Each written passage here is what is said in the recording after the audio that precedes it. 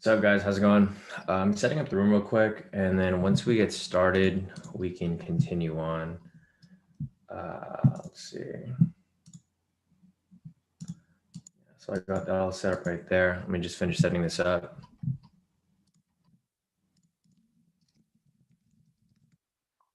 Hey, Steven, how's it going, bro? Just told you that.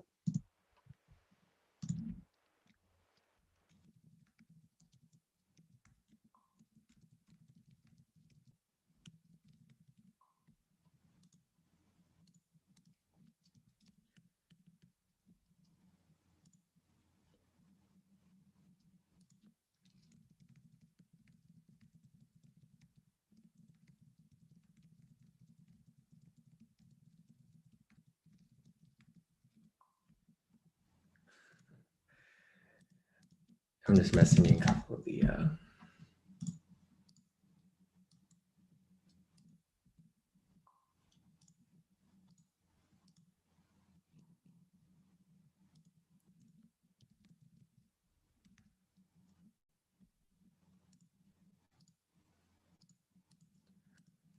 let's get this going.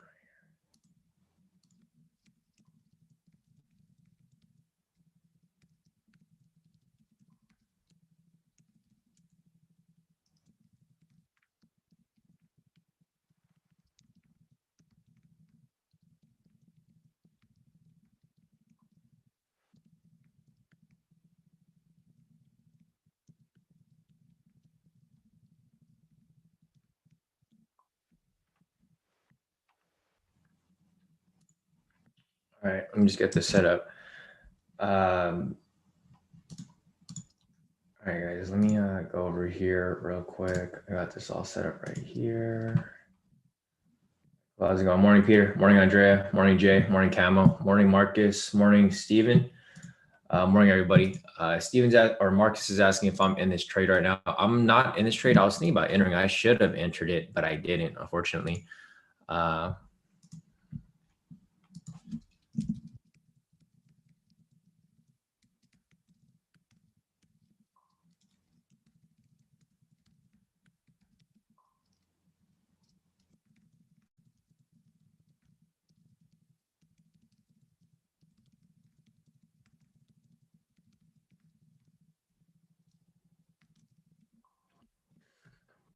Sorry, guys. There's like one person in the. There's someone in the public that is always asking for signals, and they've been in K2 for like a whole year, and every time there's like freeloading, they're always asking for free signals, and I just had to show them the signals because you guys are in the you guys that are in the public, right? You guys do see the signals that are being sent. And this person sent me a signal from like October. I'm like, there's been signals sent since October. But if you guys want it real time, you guys have to join the premium, obviously, right? Because like the signals aren't just sent just because. I mean, obviously, they're sent later for the public groups, but some people just don't understand that. I mean, that's the reason why we have a premium, because they get them real time. It's all right. I just explained to them right now that there's a difference between the premium and the public. Let me send this link out to you guys real quick, and then we should be good to go. But yeah, Marcus, unfortunately, I didn't enter this trade. The reason why I didn't enter that trade was because it is the market's about to open right now. So the problem with this is it doesn't look like a good trade, but like right now at 6:30, this is probably going to spike up or spike down pretty heavily. So let me go ahead and send this link out real quick to you guys, and then we can get.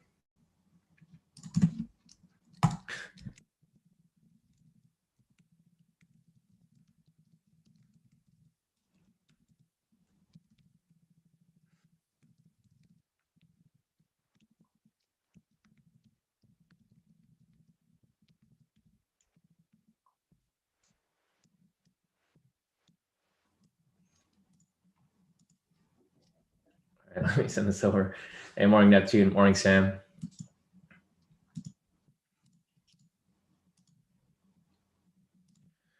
Here's a link. I just sent the link out to you guys real quick. Let me get this pinned.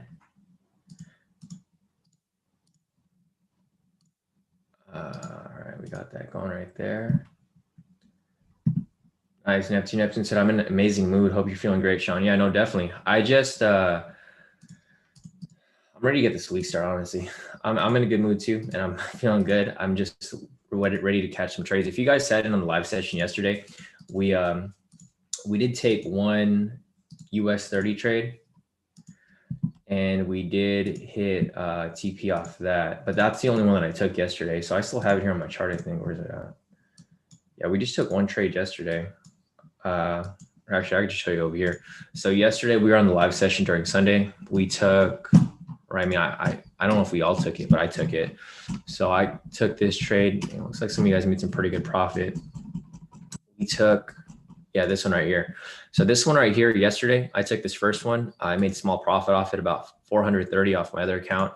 And then my second account, I made 240. So that's the only trade that I really took yesterday, but I'm ready to hop into something new. So we're going to be looking for that shortly, and we will be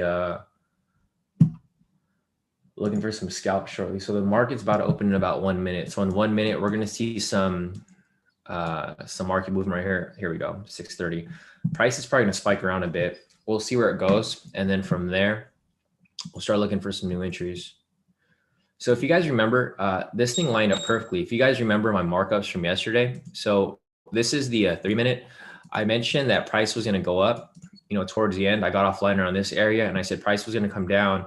And then once it comes down, it's either going to come back up or it's going to continue back down, right? So for you guys who were in the live session yesterday, you guys can see here that I marked this up way over here, and it played out exactly like I said it was going to play out, right? Because that's how the market moves. If you guys are familiar with how the market moves around London Open over up until US Open over here, it's kind of crazy because it lined up perfectly with how I marked it up. I kind of feel like I should have just took the trade, but I mean, it's all good. So it's good to see that the analysis actually played out, so that you guys can see, for the next time, if I can mark an analysis for you guys can probably use that as your bias. So let me just delete all this stuff off this chart. These are kind of relevant at this point. And this is just the chart for Josh's 3 minute strategy. Oh man, looks like the TP is about to hit off that, Marcus, off the one that I just marked up earlier. Let's check it out real quick. Yep. See that, Marcus? It hit TP. So unfortunately, I didn't enter into this trade, but this was one of the entries that were available. So if you guys use the snipe strategy, you guys can see here that there was a wick rejection off this pivot and off the structure. So with that said, there was a buy entry that was available, and I was thinking about taking it, but I didn't. Yeah, the entry just came a little late. There's actually another one right next to it too, right over here.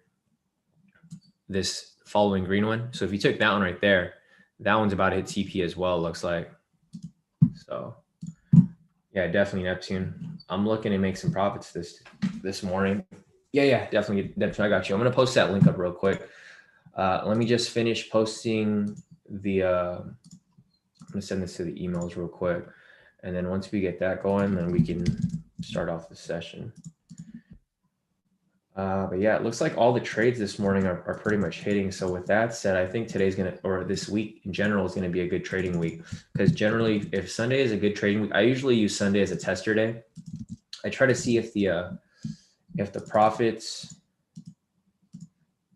are hitting, and if they're hitting, generally the following week's usually going to be pretty hot too. Or I mean, not the following week, but the week following that Sunday. So I'll show you guys everyone's profits from last night. Sure, let me just send this link out real quick. And then once this link is sent out, I'll show you guys everyone's profits from this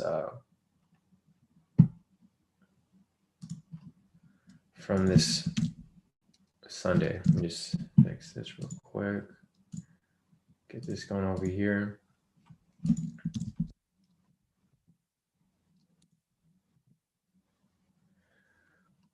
Cool. So I got that posted on Facebook. Let me just get it on the Instagram real quick, and then we should be good to go. And then I'll get you guys a Zoom link in the premium.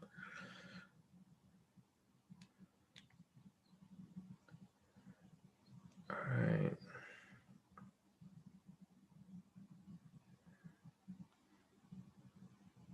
Man, I wish I took that buy. Now that I keep thinking about it, Marcus, I should have just took it, right?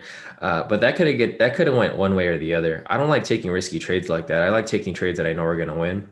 So that's why I decided not to take it. But I mean, yeah, that would have been a nice win for us if we ended up taking that trade. All right, I got that all set up right there. Let me get you guys a Zoom link here in the premium real quick. All right.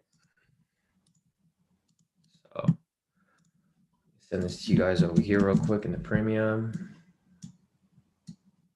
Let's see, Zoom.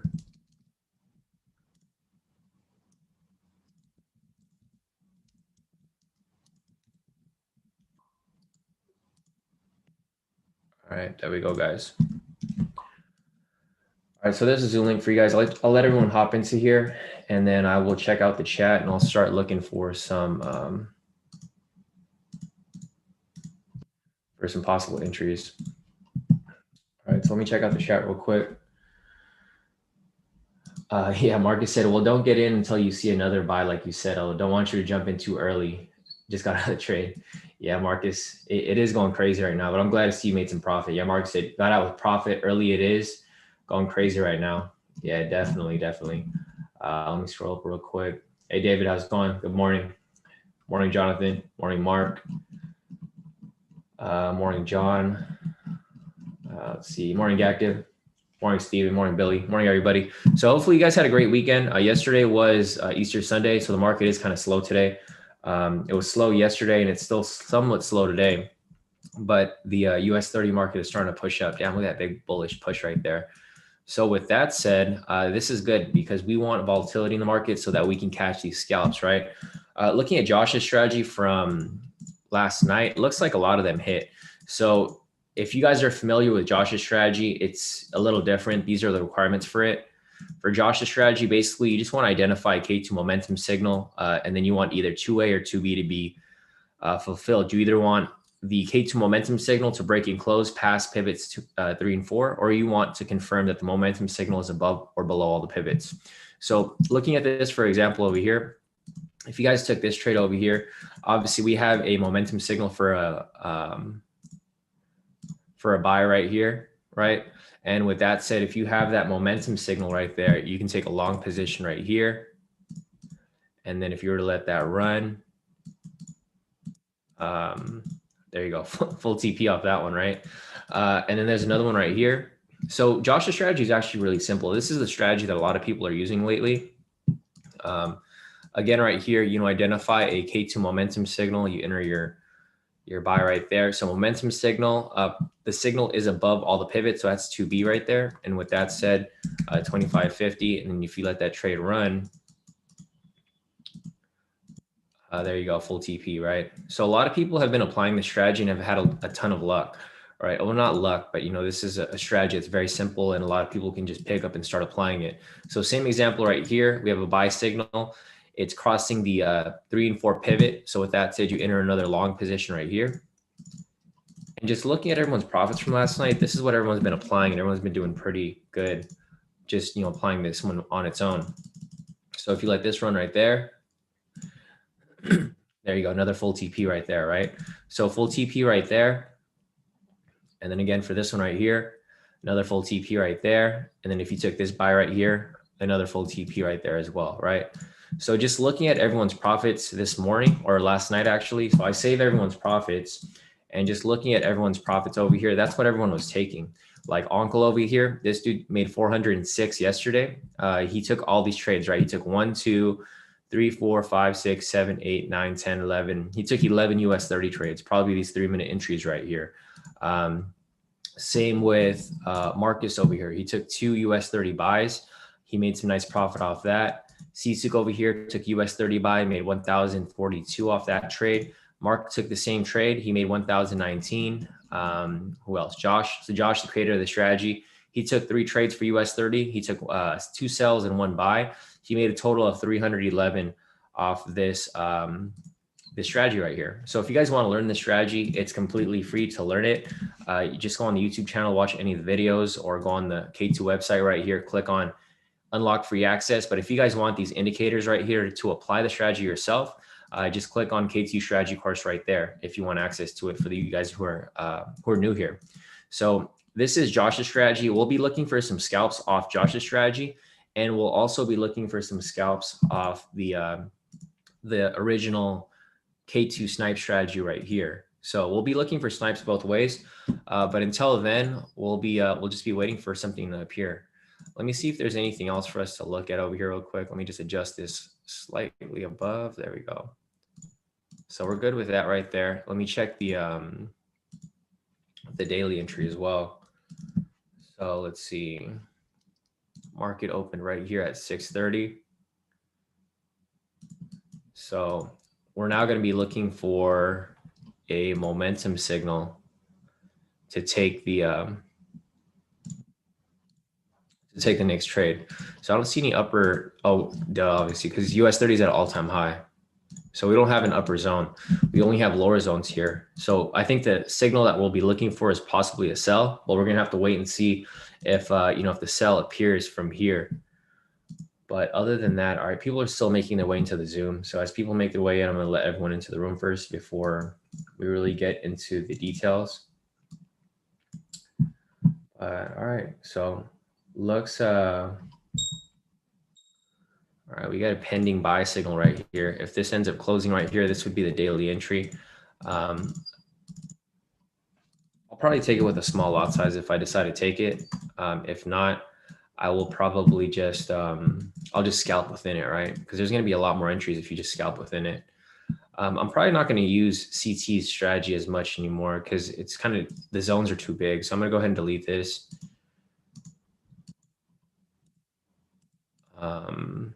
Actually, I mean, they still hit. Like looking at CT. So here's another variation to the strategy. This is CT's 15-minute zones and 1 minute entries, or no, 3-minute entries. So basically he uses the same 10-minute strategy right here, but instead of drawing the zones on the 10-minute, he draws his zones on the 15-minute, and then he takes the entries off the 3-minute, which provide for more entries. The main problem with that is that there's a lot more noise when you do that, right? And that's kind of why I don't really like using it as much anymore, because there's just too many entries. Like you don't want to enter a trade and then there's like so many entries and you don't know which one's solid or not, right? Because sometimes you'll get entries from both directions. Let me just check real quick to see if I see anything else here. If I don't, or if I don't see anything that's really good, then I'll probably just delete this and we'll just look at the, yeah, so right here, let me check. There's a lot more entries on here because it's on the 3-minute. So if you took this trade here, I think this might have been a loss. Let's see.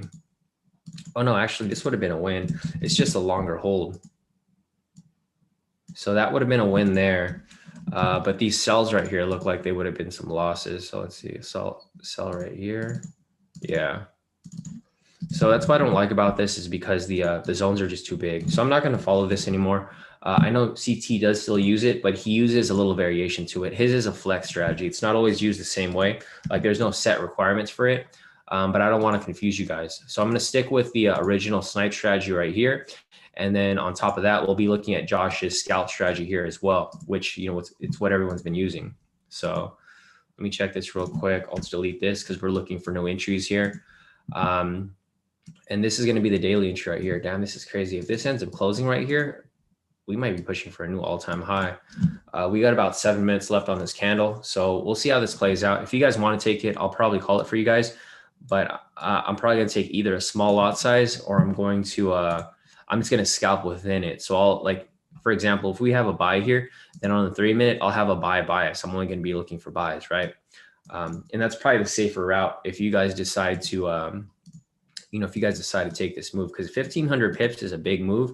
And on top of that, this is the all-time high, right? There's no price that's been above where price currently is. So with that said, this is going to be a really risky move because you have to push up. Let's see. So I'm looking at these quarter points right here. This is what a lot of people like to trade off, or they like to identify. These quarter points are going to be like critical price points where price can likely either reject off or it'll catch volatility and it'll just shoot through. So for example, if we were to take this trade here, this becomes risky because one of two things can happen once it reaches this quarter point right here, right? Or this isn't a quarter point, actually. Sorry, let me see, 500, and the next quarter point is 750. Okay, so I think this would be the probably the riskiest area because it's a quarter point at 33,500. When price reaches this quarter point, price can either shoot above and continue, or it can reject off it. So that's why it becomes risky, because you're not really sure what's going to happen from this point. This is one strategy that a lot of people like to use.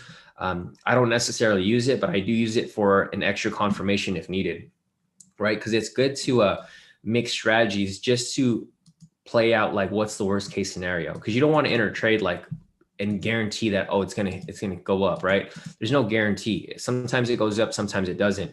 So you want to be prepared for worst case scenario where price reaches a quarter point and it rejects right off it. So if that happens right there, we can possibly pull out of the trade or maybe avoid the trade, right? Because trades aren't going to it's not going to move smoothly every single time. So it's good for you to actually understand how the market moves and combine other strategies to confirm your confidence there.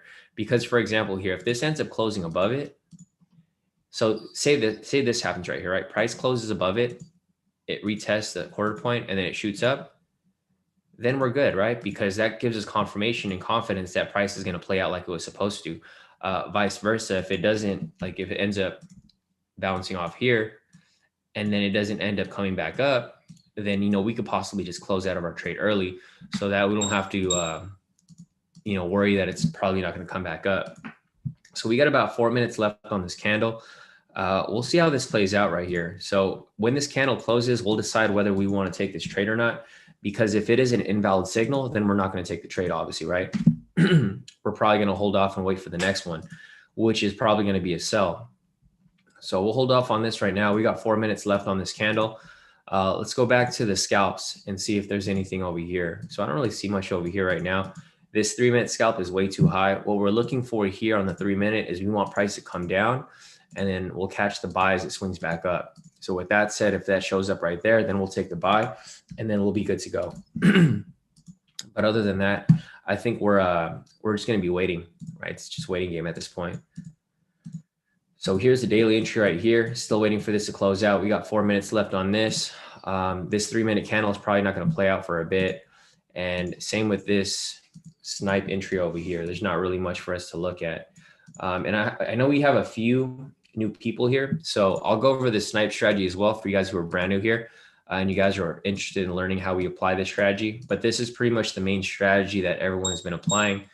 So our Euro USD just hit CP1, guys. So if you guys took the Euro USD trade that I called about, let me get you the horns. There's your horns for there, guys. If you guys took the Euro USD trade I called this morning at 6 o'clock, it just hit CP right there. So I'm going to give you guys an update in the chat. So congrats to you guys, whoever took it. Let's go ahead and give you guys this update right here. So like I mentioned, guys, last night was a good night. So if last night was a good night, odds are this is going to be a good trading week. So looks like we just hit some TPs right here. Euro USD TP1. Send that over to you guys right there. And then I'll send this over to you guys in the public group as well. Nice. Billy just sent me his profits right now. Billy made 2,277. Wow. Nice work, Billy. So congrats, bro. So you guys can see here that a lot of people are still, they're still profiting. Like I didn't take this trade myself, this buy, like I mentioned, but Billy took it. He took this buy right here and dude made a lot of money.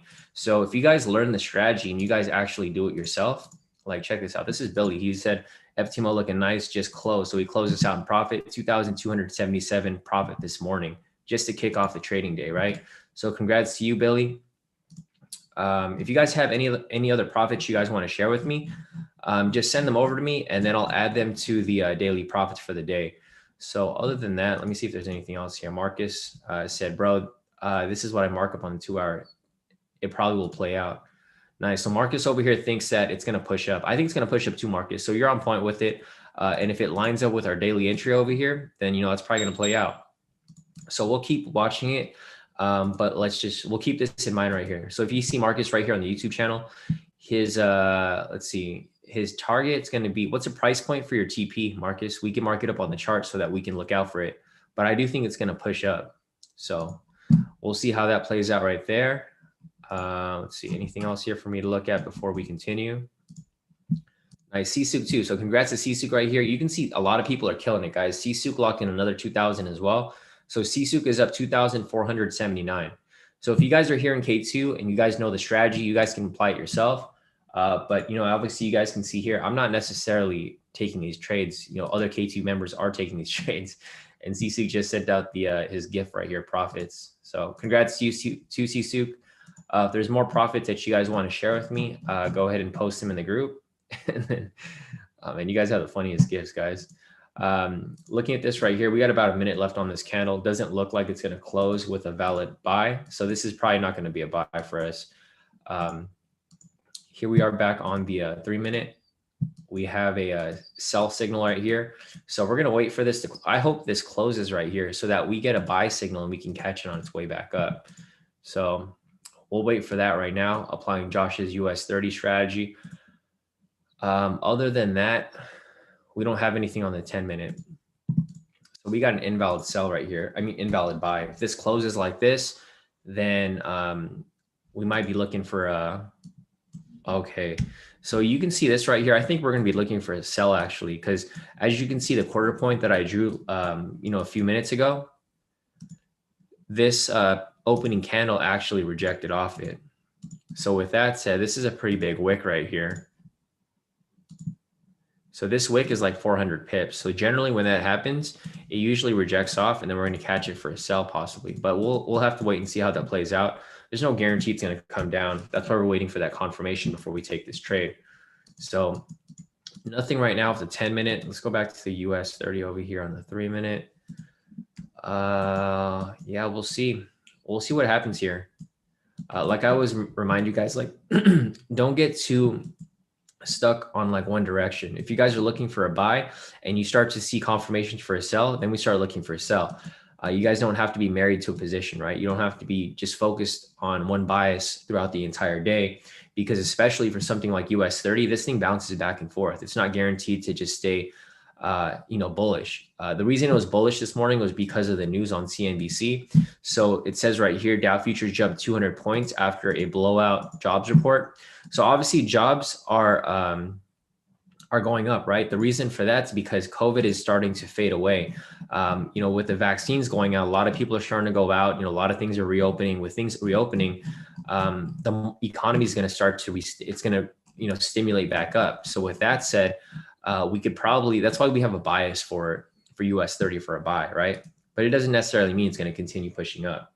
So we will, we'll continue watching for these trades here. But until then, we're just going to hold off and wait. So anything else right here? Yeah, nothing at this moment. So let me check out the chat real quick. I'm going to scroll up real quick and see if I missed anything. It looks like I kind of missed, something as well. All right, so I'm just going to skip the side combos that you guys had in the chat, which is cool. I mean, it's nice. It's good that you guys are helping out Steven over here. Morning, Angela. How's it going? Morning, Yick. Morning, Dennis. Morning, Camo.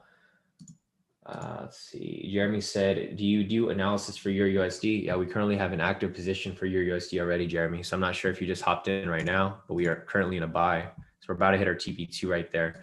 The reason why we took this buy over here is because we have a rejection. So we're applying the K2SR strategy right here. Basically, we have a rejection from this point down here. We had a buy signal right here. Price came back for a retest, rejected off this point, and then we took the buy right here. So this is a trade that we have right now, and it's currently on its way to TP2. So we already have an active buy for your USD. I'll analyze it from scratch for you in a little bit, Jeremy, but just give me 1 second. I'm just going to scan the charts real quick and see how everything is moving. I'm not going to touch this chart right here, obviously, because we have a trade that's already running, but I'll analyze it from scratch and I'll show you how I identified this trade, because it's really simple. If you know the process that we apply here, it's super simple. So let me just go back real quick. All right, looks like we have some time. So I'll analyze that for you real quick, Jeremy. So you wanted your USD. Here we go. Your USD right here. On this 4 hour. All right, so here's a naked chart right here, Jeremy. So there's nothing on the chart, right? The first thing I'm going to do is I'm going to identify market structure. So in order to do that, I'm going to turn on the K2SR indicator right here. And with that said right here, I'm going to go ahead and draw my zones. So I'm going to go and draw my zones right over these K2SR zones. Got that right there. Got that right there. When these zones right here overlap, we just create one big zone. So I'm going to create one big zone right there. Zone right here. Zone right there. Big zone right there.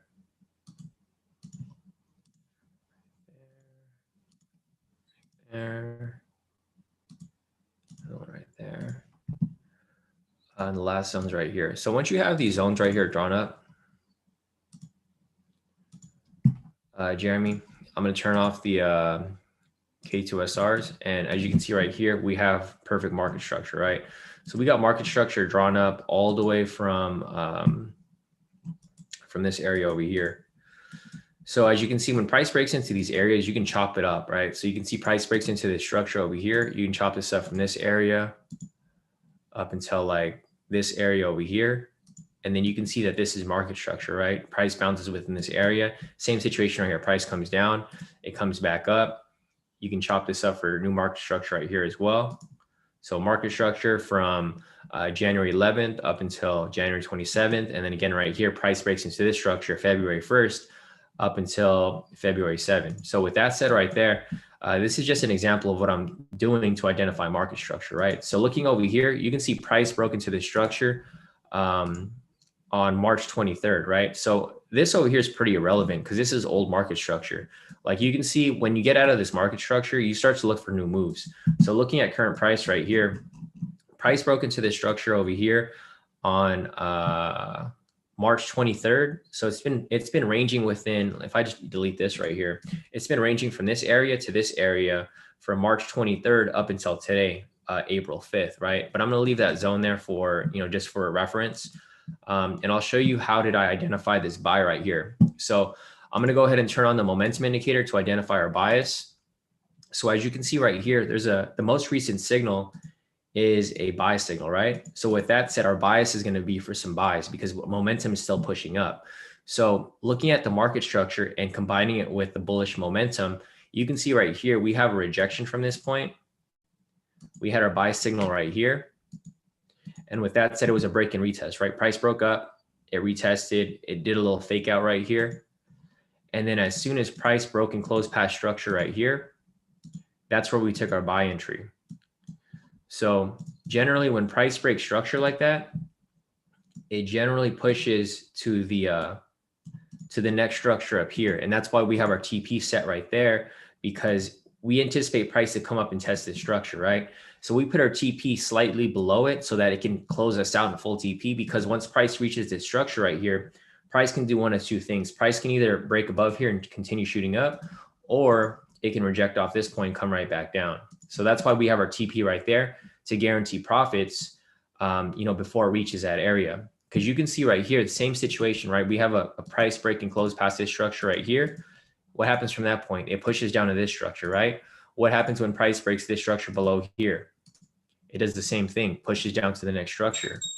So if you guys are able to follow the K2 strategy, it's really simple, right? It's basically you identify market structure using the K2SR indicator, then you identify the direction of price using the momentum indicator, and you just wait for break and close in price. When you see that break and close, you take that buy and it goes straight to TP, right? There was like little to no drawdown here for our position for Euro USD, and we're about to hit TP2 right now as we speak. So we're going to wait for that. I'll go back to US 30 real quick, but hopefully that answers your question, Jeremy. And it's really simple, right? It's really not that difficult. That's why we have such a high win rate here at K2, because we keep it simple. We focus on what's important and we don't focus on the stuff like all the noise in the market, because a lot of people focus on too much stuff. Let's see, Jeremy said, I'm currently in a sell. What do you think? Should I close it? So Jeremy, where's your stop loss at? Because if your stop loss is above the zone right here, then you might have a chance for it to come back down, but it's going to be risky. So I currently, we have a bullish bias, a buy bias. So if you're in a sell, obviously you're going against our trade, but if you have an analysis, if you want to send your analysis over, Jeremy, I can take a look at yours, and then we can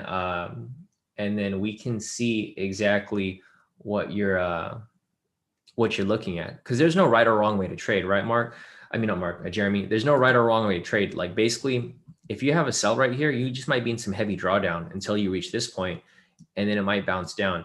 But there's another confirmation that you can use to identify how strong the Euro USD is. And one way to do that is to pull up the indexes. So right here, I pulled up the Euro index with the dollar index, right?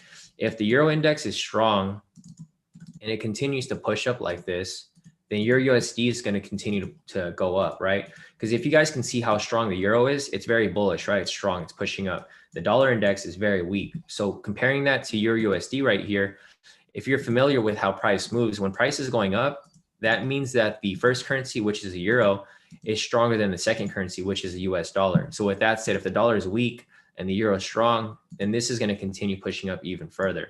Vice versa, if the dollar is strong, like say, for example, the dollar is going up, right?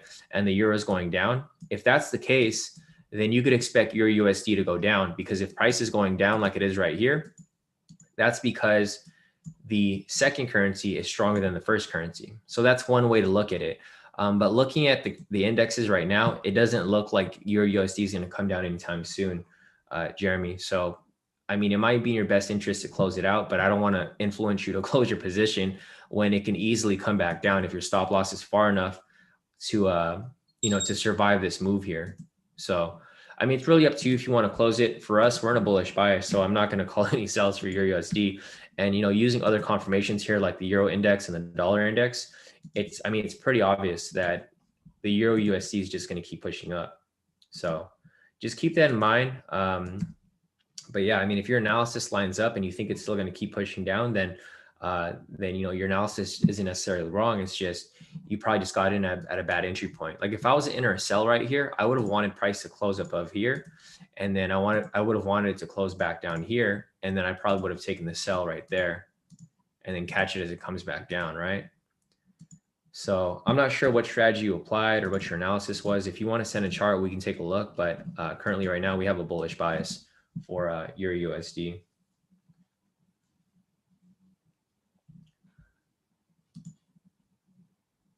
Jeremy said my stop loss was actually down by 1.7. Well, your stop loss is like super. Oh, so you already got stopped out then, huh? Yeah, if you got stopped out already, I would probably just pull out, Jeremy. I wouldn't just hang on to that trade and pray that it's going to come down, because if you hold on to it, you're going to go on a drawdown for another 50 pips. So just keep that in mind. All right, back to US 30 over here, guys. Let me just look for these scalps right here. Camel just said US 30 on the move. So we're looking for some scalps here for US 30. If I see anything right here, I'll call it. I don't see anything right now for 10 minutes. So our main focus is going to be the 3-minute right now, because this is all that I see, currently really moving. So looking at this right here, let's see. I know we have a pending buy signal, so we'll see how that plays out. Yeah, other than that, we'll just be looking for this over here. So I'm going to hold off and wait for this to close out. We got about a minute left on this candle.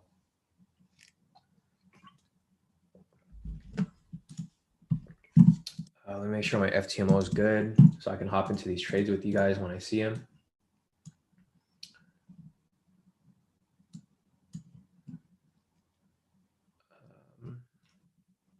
Oh yeah, so Daniel wants me to take a look at Bitcoin. Let me add you to the list. So let me see.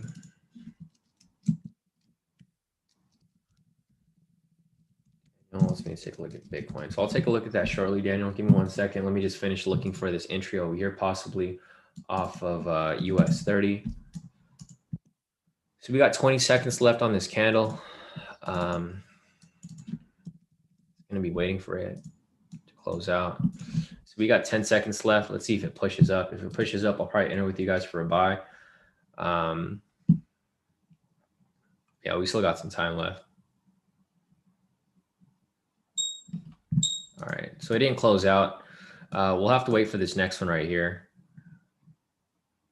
We got 2 minutes left on this candle over here. So we got 2 minutes left on that. Other than that, I'll check out Bitcoin for you real quick, Daniel. So let me go ahead and go over to Bitcoin real quick. So let's see. Yeah, here's Bitcoin. I'm going to do the same analysis. So you guys can see here that the same analysis I did for Euro USD, it works for everything. It's not just FOREX. It also works for indices. It works for Bitcoin. It works for whatever you guys want to trade. The strategy is based off momentum, so it doesn't matter what you guys want to apply. This is pretty much pure technical analysis. So first thing I'm going to do is I'm going to do the same thing. I'm going to draw up my market structure right here. And then once I draw up my market structure, we can start to look for some possible entries. And this thing's messy. All right, so we got, actually, yeah, the zones here are really messy. Daniel, I'm not sure if you, all right, so we got that right there. We got this down here. Yeah, these zones are super messy. Looks like it's just ranging within this area, which is fine. I'll show you the possible scenarios that can play out from this point. So if you guys have the K2SR indicator, you guys can see how easy it is to draw a market structure, right? I see a lot of people, like, they'll take like hours to draw a market structure, if not days sometimes. They keep changing it up because they don't know where the zones go. But if you guys have the K2SR indicator, it does everything for you, right? I created this algorithm for that specific reason, for efficiency. So looking at this right here, Daniel, so it looks like price broke into this area, bullish, came back down, bullish again, came back down. And then from right here, this is current market structure. So I'm just going to go ahead and cut this off right here. This area over here is pretty irrelevant. This area is relevant, but you can see obviously there's market structure that was being built on around this area. So you can see from this area right here, this is different market structure, right? From there, this is what's really important, this area right here. So Daniel, just looking at Bitcoin right now, price can do one of two things. Price can either shoot above here, close above this area and continue pushing up, or it can come down here, close below this area and continue dropping, right? So there's a couple of different scenarios that can play out here. It just really depends on where price wants to go for Bitcoin. Bitcoin is a speculative asset, so it kind of just does what it wants. Like right here, obviously we have a bullish bias because the most recent signal was a buy signal. But from this area right here, it can literally go in either way. There's no one way or the other for it to go. I personally would have a bullish bias because I don't necessarily actively trade Bitcoin. What I do is I just buy and hold. So this is my analysis for a short-term move. It'd be, obviously we have a bullish bias here, but you want to wait for it to close above here or below here for confirmation to, for that momentum to go in that direction. So that's going to be my short-term bias for Bitcoin, but I'll show you guys the way that I trade Bitcoin. So I don't necessarily trade it like that because I just buy and hold it. If you guys have been following my Bitcoin moves, I've been making the growth has been like pretty crazy, because what I do generally is I'll wait for a bullish move like this. And then as it comes down, we'll use this for an example right here. So say, for example, it pushes up like this, right? When I see it come back down to this zone, I buy some more. So price comes up, it comes down. And as soon as it comes down here, I buy some more Bitcoin, right? I just buy the dips. So I wait for it to come back up, see it's up here. If it comes back down to this area, I'll buy some more. So it comes back down to that area. It's been testing. So I probably would have bought some more right here because this is the new support, right? And then as price continues to push up even higher. So for example, right here, if price ends up dropping for it where it currently is, like right here, I'll buy some more Bitcoin right there. As it continues dropping down here, what happens right here? I just buy some more Bitcoin, right? So as it keeps dropping, I just buy some more. It drops down here again, I buy some more Bitcoin. Drops down here again, what do? I just keep buying Bitcoin because it's going to be bullish at some point. So I just keep buying some more Bitcoin right there. And then as it continues back up and drops, I buy some more Bitcoin. And then I just ride that wave. So for example, right here, I'm already riding the wave. I've averaged out my position, right? So I bought Bitcoin here, here, here. My position is probably going to be around this area right here if I average out all my buys. So you guys can see that right there. See, if I just hold on to that, I would have made all this profit right here because I just buy all the dips. And let me see if I can find my Bitcoin here. So I started with I think under 500 bucks, and I just kept buying a little bit here and there. And I'll show you where my Bitcoin is sitting right now. My Bitcoin is sitting at 1,691. So that started with 200 bucks, and I just kept adding 100 bucks here and there. And then, obviously I catch these bigger moves because I just buy the dip. So that's how I trade Bitcoin, but I'm not sure how you trade it, Daniel. But looking at it from that shorter perspective, I probably would have bought some more right here as it came down to this area. There you go. TP2 for your USD, guys. Congrats to whoever took my trade for right there. There goes your horns. TP2 just hit for your USD. So I'm going to go ahead and give you guys another update for this right here. Let me just save this. But yeah, Daniel, so that's pretty much my analysis for Bitcoin right there. I just buy the dip. So if you want to buy another dip right here, I mean, you can. And it's probably going to shoot up even higher. Because there's a lot of areas here where you can buy the dip. Like there's a dip right there. There's a dip right here. I mean, there's dips everywhere. So let me just give you guys an update real quick. Let's see, 25. Nice, guys. So we're starting off this week pretty nice with some pretty good profit so far. If you guys are taking my trades this morning. Nice. So Ari over here took Josh's entry, full TP. Nice, nice. So Ari said, yeah, A-row, all credits to Josh strategy. So he took a whole bunch right here. He took all these buys here and had all those full TP. So you guys can see here, if you guys learn the strategy, you guys can like make so much more profit on your own, even though I'm not calling these trades. But anyways, this looks good right here. So this looks good over here. Other than that, let me go back to US 30 real quick. I know a lot of you guys are waiting for this buy. Rick said, what did Rick say?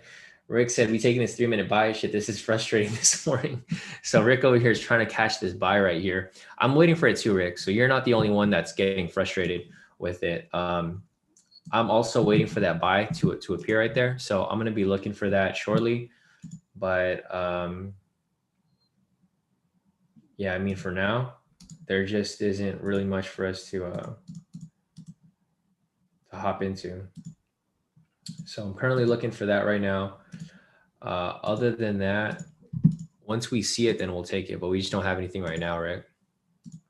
So, all right, let me go back to the chat real quick, see who else is here.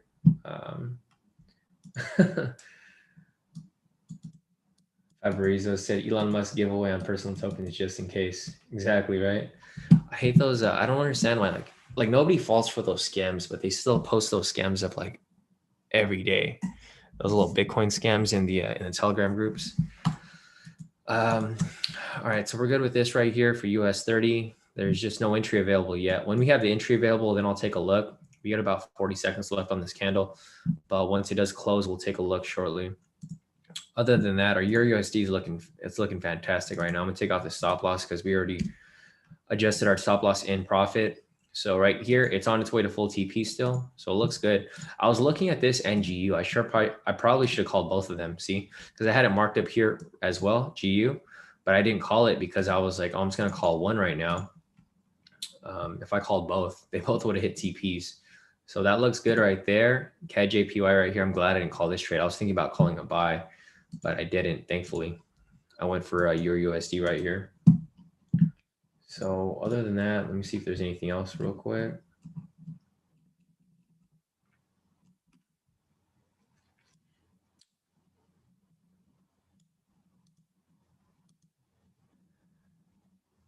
Nice. Hamidi said, I'm just scalping it. US 30 so far, made over 130, 300K. Shawn, I just don't want to, I just shoot at it. Yeah, so Hamidi, Hamidi's just been, he's been scalping he's been scalping it just back and forth whenever you see some entries there. So he's killing it. He's doing pretty good. Yeah, congrats to everybody over here who's doing pretty well. It seems like all you guys are doing pretty good. So if you guys, let me delete that. Yeah, if you guys have any profits that you guys want to share in the group, just send them to the group or send them over to me. And then I can add them to our list of profits for the day. But other than that, we're just waiting for this buy signal here. There's no buy signal yet, but it is appearing. So it's appearing and disappearing. We're just waiting for that confirmation for it to officially close. And then once it does officially close, then we can hop into that trade. But other than that, there's just not much for us to take right now. There's no zones right here. So there's nothing on the 10-minute. The 3-minute's like our only current option once we get that buy signal, but it hasn't closed yet. So other than that, let me see if there's anything else for us to look at here. All right, I think that's it for that. Let me scroll up to the chat, see if there's anything else that I'm missing here. Hey, morning trail, how's it going? Steven's asking if I can read the TP stop loss. Yeah, Steven, if I take it, then I'll call it for you, or I'll say it out loud for you, so that you can copy it. But we just don't have anything ready yet. So if I do see something, I'll do it for you specifically, Steven, since I know that you that helps you when copying these scalps. So this is swinging up right now. This could be a pending buy signal. We have about a minute left on this candle. Once it closes, we can determine whether we're going to take this trade or not. So I'll keep watching this right here. If it closes, I'll show you guys the entry, and then we will we'll take it up. Yeah, Funke, I'll take a look at GA shortly. Let me just add you to the list real quick. So let's see, Funke wants GBP, AUD. So I add you to the list, Funke. I'll check it right after this candle closes. Close in about 30 seconds. Once this closes, I'll analyze GA for you really quick. I got like 3 minutes. So my deadline's like 3 minutes because we need to hop into this, look for the next possible scalp here for US 30. So we got about 15 seconds left on this right now. Once this closes, I'll go over and I'll analyze GBP odd for Funke real quick, and then I'll come back to the scalps. All right, so no entry right there. I'm gonna go analyze GBP odd for Funke real quick. So let's go over there. Let's see. So here's GA. I'm gonna go ahead and delete everything off the chart, and then you guys can see how I analyze everything from scratch. So first thing I'm gonna do is draw market structure. So I'm gonna turn on the K2SR indicator right here. The first thing I'm gonna do is draw structure down here. We got another one right here. We got another one right there. We got another one there. We got another one right here. And lastly, right here. So I'm gonna have to do this really quick, Funke. So if you have any other questions or if it's not clear to you, I'll come back to it. Just let me know if you need some more detail. But I'm just gonna go through this really quick. We need to have an upper zone right here. So we got a zone right above there. All right. So let's go back on the 4 hour right here. So this is a little tricky, Funke, because on the daily, you can see that price is currently within a zone, right? There's a zone right here, but I'm not going to draw that. I'm just going to leave it as is. And then we'll go back to the 4 hour right here. I'm going to turn this off and zoom out from here. So as you can see right here, price has been kind of choppy for GA, but obviously you can see from this point, we'll just cut this off right here. This is current market structure right here. Obviously, you can see previous market structure was down here. Price broke into this structure. It consolidated a bit, but then it shot above, right? So with that said, this is where price currently is right now. So looking at this here, I'm going to turn on the momentum signal or momentum indicator. Right here, we have a bearish bias. The reason for this bearish bias is because the most recent signal was a sell signal right here. However, if price continues to push up higher, then it's probably going to produce a buy signal, right, of this area. So once we have this drawn up right here, we already have market structure drawn up and we kind of know what we're looking for, right? So here's the scenarios that can play out. Scenario number one is price can swing up from this point, Funke. We can have a buy signal that appears right here. If a buy signal appears within this area, then we can anticipate price to come up and test the structure above here. However, this isn't guaranteed to happen. We currently have a sell signal. So what could happen here as well is price can continue coming back down, close below here because we do have the sell signal. If it ends up closing below here, then we can anticipate price to continue dropping from this point. So keep an open mind and make sure that you analyze things from both perspectives, right? Because you don't want to analyze things just for a sell and you don't want to analyze things just for a buy. Currently right here, the bias is a sell. So we're looking at a sell, but this isn't always going to be the case. What could happen next is, like I mentioned, even though we have a sell signal right here, we have all these rejections from this point right here, right? So what could happen from this point is price can easily bounce off, or it can come down for a triple bottom right here for 3 tests right there. And then it can bounce off this point, provide a buy signal somewhere around here. And then from there, continue pushing up even higher. So I personally wouldn't trade GA right now. Okay, I would personally just hold off on it. If you want me to analyze this from like a scalp perspective, I can do that too. But I'll come back on the next candle for US 30. So I just want to, oh crap. Okay, I'm not taking this candle. So this was a huge candle right here. This is an entry for Josh's scalp, but I'm not going to take this entry because this is huge. Like usually when there's a big candle like this, it's going to have to retrace down a little bit, right? And I don't want to have to risk that. So I don't even know how this even happened right here. This shot up 500 pips in like, how did this even happen? In like 30 seconds, it just shot up 500 pips.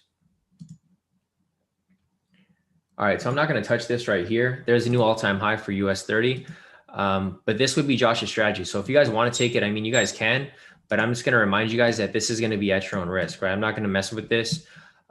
This is just going to be at your own risk. If you guys want to hop into it, it's not going to be an official signal. I'm also not going to be taking it on my own account because it's been such a huge push up. With a huge push up like that, it's probably due for some sort of retracement if that ends up being the case. Nice. So Ed just sent me his profits right now. Dang it, I'm not sure. Are you still in New York? So Ed took a trade right now. He took one small loss for 108, but he took, oh, for Bitcoin. So he took a Bitcoin loss right there, but he took US 30 for that buy. Dude made he locked in 1,224. So nice work, Ed. I'm not sure if you're here in the live session, but great profit to you, bro. So if you guys have any other profits that you guys want to share with me, just post them up in the group, and then I'll hang on to that for you guys for the daily post later today. So Marcus over here, Marcus locked in some profit too. Nice work, Marcus. So Marcus locked in for the day 152. So it doesn't matter if you have a big account or a small account, guys.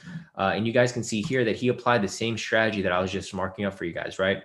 Same thing that I was telling you guys. He has a little variation to the strategy, but he's using the K2 indicators right here, obviously. He caught those right there. He took it off the 1 minute candle and he locked in some nice profit, 74 bucks within a minute because he's trading off the 1 minute candle. So nice work off that, Marcus. I'm going to add that to the group as well. Okay, C-Soup, dang, look at C-Soup. C-Soup locked in 3,182. So we took a sell right there, had a small loss for 300, but he took the buy right there that I was just mentioning. He made 1,029 off that one trade. So nice work, C-Soup. Nice work to all you guys. You guys killed it. So let's see. He just hit his TP right there. He's got his Randy Savage right there, his GIF. So nice work for everybody. Yeah, everyone said that they're pulling out right now because the market is kind of ugly, which it is. I agree with you guys. So this can possibly push up, hit TP. If it ends up pushing TP, I'll just put an alert there so that you guys can follow it. But like I mentioned, I'm not taking this trade. So it's not going to be called against the official, signals or anything. This is just Josh 3 minute full TP. So we'll just have that set up right there. But you guys did pretty good. Nice. Yeah. So C-Souk locked in some nice profit. Marcus locked in some nice profit. Some great profit for everyone in K2 this morning so far. C-Souk made 3,182 this morning. It's only Monday morning, guys. Like you guys can see, if you guys learn the strategy here, you guys can make a ton of profit just taking these trades. Marcus made 152 this morning. C-Souk on his other account. Billy over here made 2,277. So as you guys can see here, even though I'm not making profit, other people in K2 are making profit. So if you guys just learn the strategy and you guys want to do it yourself, I mean, by all means, you guys might as well go ahead and do it. C-Souk's other account over here, dude locked in another 800 bucks. Wow. Okay, C-Souk, you're showing off now, bro. So C-Souk said my third baby account. The little guy's growing. Yeah, guys. So this is and this is pretty good. You guys are doing really, really good this morning. So congrats to everybody. I'm happy everyone's profiting, even though I'm not really profiting right now because I didn't take any trades with you guys. I'm glad to see everyone in K2 is doing spectacular. Like these are crazy profits. Like who else is yielding this much profit every day, right? Damn, it's tough. Marcus is asking, are you in that trade, bro? I'm not in the trade right now, Marcus. It was just too big of a move. Like this candle was too huge. I don't want it to come back down because what happens usually if this, there's a big candle like that, it usually has to retrace down, right? Like this big move right here, it came down right after, right? I'm not trying to get stuck in this trade where it comes down and then it hits my stop loss. Like this is what will probably happen. It hits my stop loss and then it goes straight to TP, right? Or it might just go straight to TP. Who knows? That's a crazy bullish move though, right there. So nice work to you guys who caught this move using Josh's strategy. doesn't look like we're going to have any 10-minute scalps anytime soon because market is just not, it's not coming back down. It's just pushing up higher and higher. So yeah, and we'll see. Nice. Ed's back in Boston. So yeah, nice work, Ed. I saw your profits. You made about 1,000. How much did you make today? Ed made, or let me just copy that over. Yeah, so Ed made, yeah, 1,224. Nice, bro. Congrats. Congrats to everybody here doing well. Josh is out too. Yeah, so everyone's just sitting out right now. Jason over here, he's just in his profits right here in the premium. Damn, look at Jason. Nice work, guys. So as you guys can see here, everyone is doing pretty good. Oh, Hamidi, nice, bro. All right, Hamidi, nice work, bro. So as you guys can see here, everyone is posting their profits, right? So even though I didn't take these trades, other people here are taking these as well. Jason over here, nice work, Jason or Hamidi. Crazy work off that, bro. So let's see. Yeah, Jason total, he made about 1,075. So I mean, he made close to 2,000 for this morning. So it looks like everyone in K2 who's having a bigger account, they're locking at least close to a 2,000 each. Camo over here, he took his yeah, nice work, Camo. So Camo just locked in 102. Doesn't matter, guys. If you guys have a small account or a big account, you can still make profit here at K2. See, Camo makes a couple $100 a day. I know his goal is like 1,000 a day, so he's on his way there. Ed over here made 1,200. Jason made 2,000. C-Suit made 800 on his small account. On his bigger account, he made 3,182. So it doesn't matter if you guys have a big account or a small account. If you guys learn the strategy here at K2, you guys can profit with everyone else here. And if you guys don't want to join K2, you guys can just sit in on this session. You guys did see that I did give you guys this opportunity to enter this trade here. And if you guys wanted to take it, you guys could have taken it. Even though I didn't take it myself, the trade was available for you. And I'm just here to help you guys out, right? I'm here to give you guys trade ideas. I'm here to give you guys my analysis because I want everyone to be profitable. It doesn't matter whether you're in K2 or not. You know, this game can be won. A lot of people think that this is like, you know, it's a zero-sum game. They think like, oh, if someone wins, someone else has to lose, right? Not for scalping, because scalping moves scalping moves pretty quickly. So you guys can, like, everyone can make profit off these scalps because we get in so quickly and we get out so quickly where we're just in and out. We hop in, make that profit, hop out, and then rinse and repeat, do the same thing over and over again. Jeremy said, wow, your USD is still climbing. So let me pull up your USD. I hope so, Jeremy, because we're still in that buy. Oh, it is. Yeah. So it's about to hit full TP right now. It's on its way up. So hopefully you close out of that sell, Jeremy. You know, hopefully you close out of that sell because it looks like it's going to go to the moon. And it's about to hit TP right here. It's like, let's see how many pips away from full TP. It's only like less than 20 pips away from full TP. So it's on its way up. Same with US 30 right here. So let's see. Steven's asking, are we still in that trade? I mean, if you're holding this trade right here, Steven, yeah, it's still technically active right now. I have an alert set for the TP. So if it does hit TP, I'll let you guys know. But I'm currently not in the trade. So what I could kind of see happening here is this is probably going to come down slightly.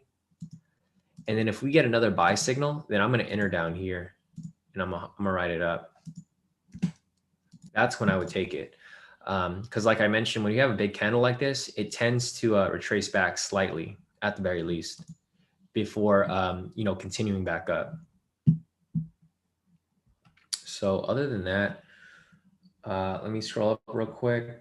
Yeah, Kapara said no pullbacks allowed in these markets. 3 gaps up on NASDAQ 100. Damn. Let's check out NASDAQ real quick for you guys. Kapara's just mentioned NASDAQ. So let's go to NASDAQ real quick. Yeah, none at all right here, right? So if you guys want to apply the same strategy on NASDAQ, you guys can. So like, let me just go over here real quick. So looking at this right here off NASDAQ, same strategy right here. Snipe strategy. If we're to apply this, let me see if there's any zones here so I can see if there's any entries. Yeah, there's actually a lot of entries right here. So as you guys can see, it doesn't matter if you guys like to trade US 30 or if you guys like to trade something else. There's profit to be made no matter what you guys want to trade. So if I hide this right here and then I go ahead and just replay this from, you know, like some point over here. All right, so with this said right here, confirm a wick rejection off the K2 pivot. right here, we have a wick rejection off the K2 pivot, this green and yellow pivot. We also have a wick rejection off the K2 SR zone right here. So if we zoom out from this point, we enter a long position right here. Oh, this is probably too big. Let's make it a little smaller. All right. So with that said right there, we have an entry set up right here. We have a wick rejection off the pivot, wick rejection off the structure. We let this run, and there you go, full TP, right? So if you guys apply the same strategy for the NASDAQ 100, you would have made full TP off that as well. This strategy doesn't only work for US 30. It works for all the indices, it works for all the Forex pairs, it works for all the commodities, it works for everything. So just depending on what you guys want to apply, you guys can use it. There's also a new strategy. So let's see, Shahrul over here. I think you're in this group, right? Shahrul, are you in the live? Shahrul has been testing Josh's 3-minute strategy on gold, and he's been having like some crazy results. I think he had like a 76% win rate. So let's take a look at that real quick, actually, because I haven't even looked at that myself. So Shahrul, he just joined K2 like on Friday, I think, right? And he's been killing it. Like he's been looking up these new strategies, and he's been making a ton of profit himself. So basically what he does is he applies Josh's 3-minute strategy right here on gold, right? So he uses it here on gold on the 3-minute, and he does the same thing. So let me just turn this off right here because we just used 3 and 4. So yeah, Shahrul right here, same situation. He applies the same strategy over here on gold. I think he uses a 70 100 TP stop loss. So if we go over here, I'm just going to show you guys an example of what he was applying. So he was applying it over here. Hold on one sec. Let me go back to US 30 real quick, see if that's there. All right. We have a pending signal off that. So anyways, looking at this here, Shahrul just joined K2 recently. Oh, there he goes. So Shahrul, so he said he changed it from 250 to 500 points. Nice. Okay. So I'll change that in your stuff over here as well. So like I mentioned, Shahrul just joined K2. He created his own strategy. Well, he basically used Josh's strategy and he made his own little twist to it. So basically right here, we have a sell momentum signal, right? And then 2B right here, confirm the K2 momentum signal is below all the pivots. Wow. Okay. So Shahrul said it's over an 80% win rate. That's crazy, guys, right? I don't even trade gold. So like if you guys have something you like to trade, there's a lot that you guys can do. So here, Shahrul, he would have entered this trade right here. He uses 250 TP for 500 stop loss. Is this right, Shahrul? I'm trying to make sure because I don't know if it's 250 or if it's supposed to be 25 and 50. No, you're right. Yeah, it's supposed to be 200. All right. So with that said, right there, this is Shahrul's. Here, I'm just gonna put this. I'm gonna change the name. Shahrul K2 gold 3-minute scalp. So there we go. Perfect, bro. So we got this set up right here. Shahrul gold K2 gold 3-minute scalp. You let this run. Damn, look at that full TP. Nice work, Shahrul. So great work on figuring out this strategy because I don't even trade gold myself. Well, I stopped trading a long time ago, but now that you figured out something that works, I might have to come back and trade gold with you because it looks like it works pretty good. Let me see if there's another one over here too as well. So we'll go back over here.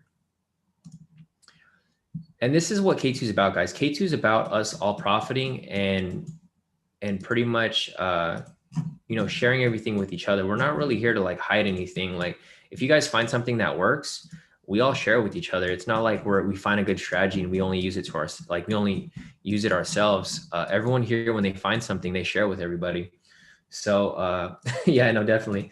Cheryl said, let's tweak things together, bro. 100%. We'll get on a session with me and you one-on-one, and we'll master the strategy so that we can make it even better than what you already created. So looking at this here again, you have 250, 500. If you're to let this run, we have a buy signal right here. It breaks past, both of the pivots. That's 2A. So if you let this run over here,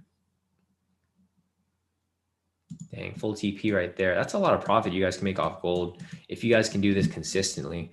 And there's a lot of opportunities here, even right here. So if you go back over here, same situation.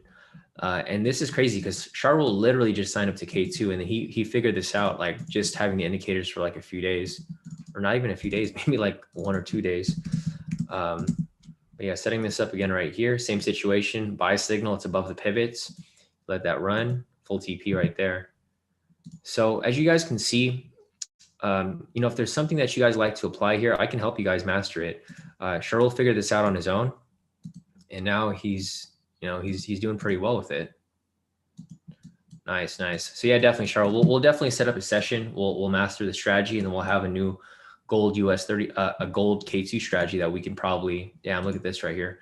The 3-minute entry is about to hit full TP for Josh's strategy that we just marked up, you know, not that long ago. There we go. It's about to hit TP.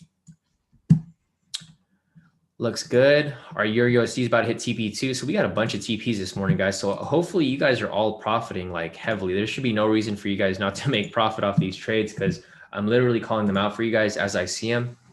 And if you guys want to take them, I mean, you guys are welcome to take them. So let's see. I'm gonna let that hit real quick, and then we'll get that buzzer going.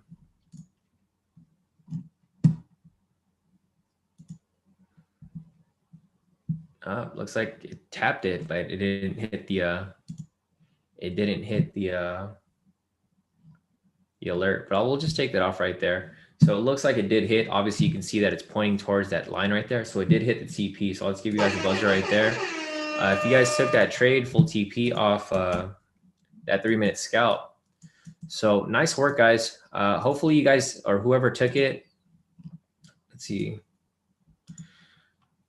Yeah, it looks like you guys are doing pretty good. Nice. Jason said K2 family is the best I've been in so far from last year's earlier this year. K2's on point, over 95% win rate.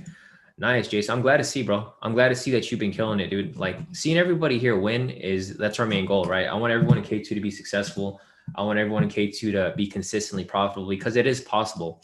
Obviously, as you guys can see here, every single day there's people profiting, right? So if you guys stay on point and stay consistent with your trades, there should be no reason for you to not be profitable, right? So if we go here, like if you guys go to any random date, let's go to March 15th, right? Steven made 118. You can see Steven over here. He's John Doe in the YouTube chat. So this is on March 15th, right? Let's go to another random date. February 25th, Jonathan made $100 off this trade too, trading US 30 with me. So as long as you guys stay consistent, there we go. I broke right through the TP. As long as you guys stay consistent and you guys follow my advice, you know, exactly how I mention it, you guys should have no problem being consistently profitable.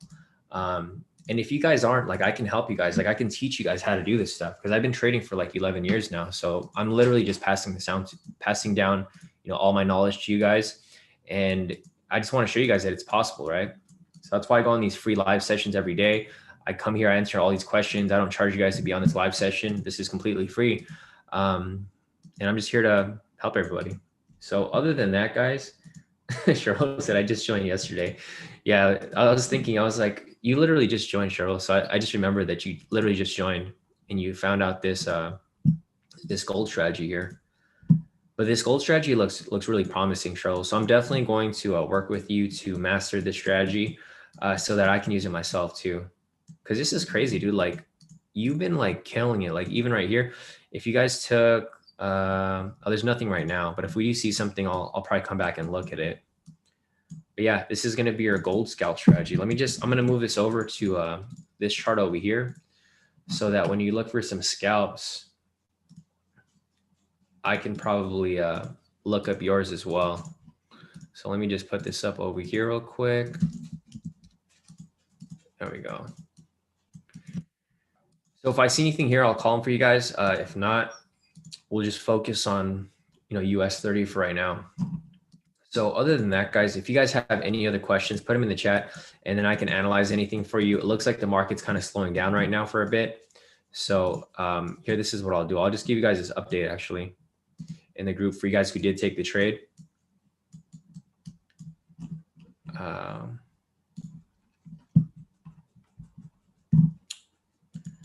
Yeah, let me just get this over to you guys real quick, just so that you guys can see this.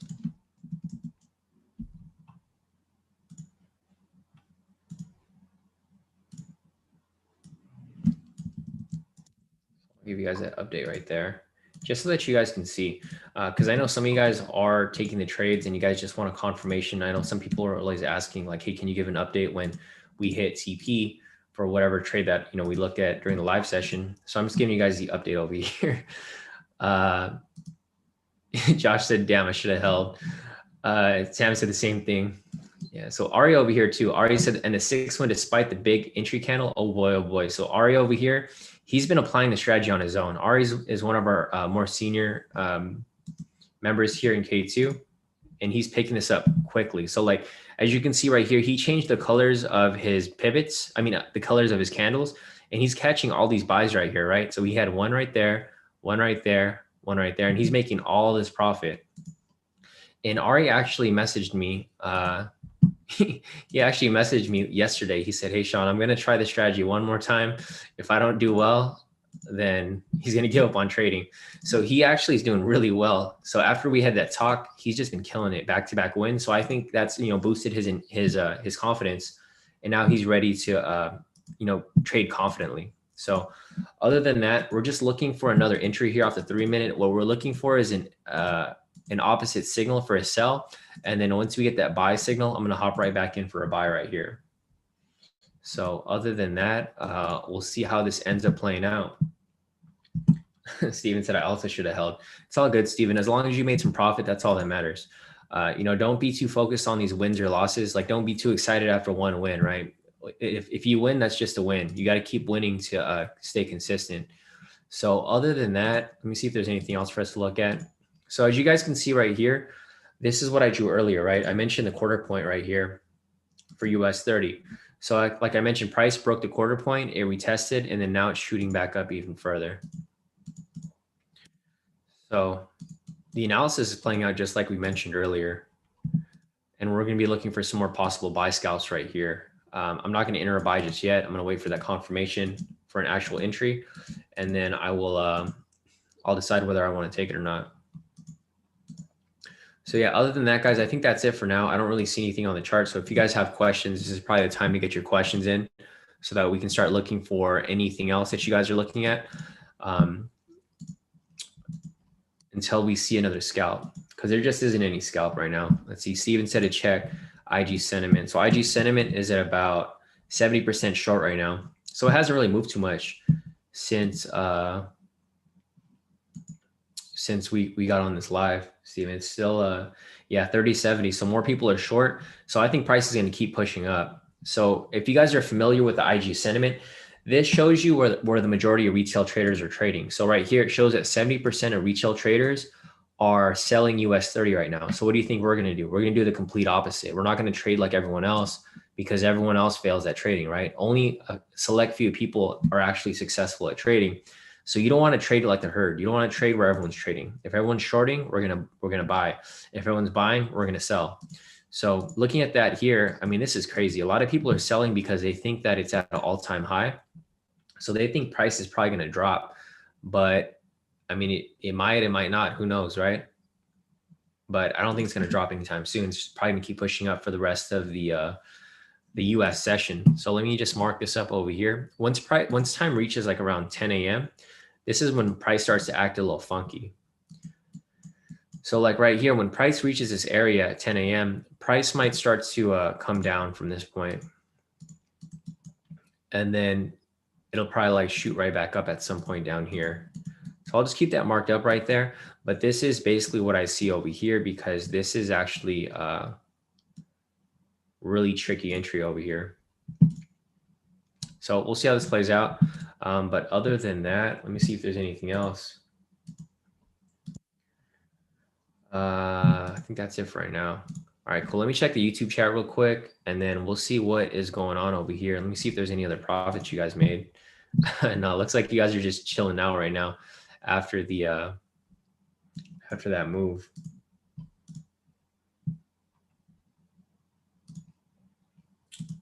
All right, cool. Yeah, looks good for the most part. Let me just scroll over here real quick. Let's see. Jeremy said, what would be the stop loss for your USD and what's a take profit? You can, if you want to get it, Jeremy, just go on the page over here. Well, I mean, I wouldn't enter right now. It's too late to enter your USD, because when we trade your USD, when price reaches TP stop loss, so this was the original parameters for that right there, right? These were the parameters for your USD, but the problem is now that it's reached TP2, we move our stop loss to TP2. So I wouldn't necessarily enter this trade right now, Jeremy. I think it's a little too late for you to enter it, because you kind of missed the entire move already. If you enter right now, you're entering with like a huge drawdown. So I wouldn't recommend that you enter this right now, Jeremy. I mean, if you want to, you can, but you know, like I'm giving you the warning right now that it's probably going to be too it's just going to be a little too risky for you to enter at this point. Let me check the chat real quick if there's anything else here. It's a King Kong said K2 to the moon. I'm finally getting this premium today. Thanks, Shawn. Yeah, definitely, King Kong. Glad to have you on board, bro. So like once you're on board, you know, you can learn these strategies and you can start to apply everything like everyone else has been doing so far. But yeah, Jeremy, here's the parameters for your USD. Let me check what else we got here. Legion Rednox asking Legion. Let me see. Lygian, okay, yeah, that's your name, Lygian. So Lygian's asking, hey Shawn, can you take a look at gold? So I'll take a look at gold for you right now. Let me pull that up for you guys. Oh, let's see, we got, yeah, there's nothing for US 30 right now. So I'm gonna pull up gold real quick. So let me go over to gold. So yeah, this is why I don't recommend you enter right now, Jeremy, because price is way too far in profit. If you enter right now, you're gonna go into some massive drawdown, like an 80 pip drawdown, right? Well, your stop loss is gonna be down here. So this is it's way too late for you to enter this trade. So I personally wouldn't recommend you enter it just yet. Just wait for the next one because they're just, I mean, it's just too risky for you to enter this right now. So let me pull up gold real quick for Lightning. Let me pull that up for you.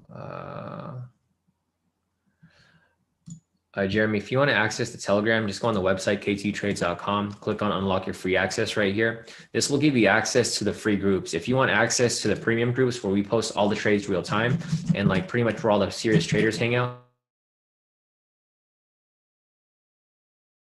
signals right here. And then you'll go and you'll see how to access to the premium groups. I mean, not to say that people in the public aren't making money, but you know, if you guys are in any public group, you guys will know how the public groups work, right? You guys have a lot of freeloaders in there, a lot of people that just mess around. They're not really serious about their trading.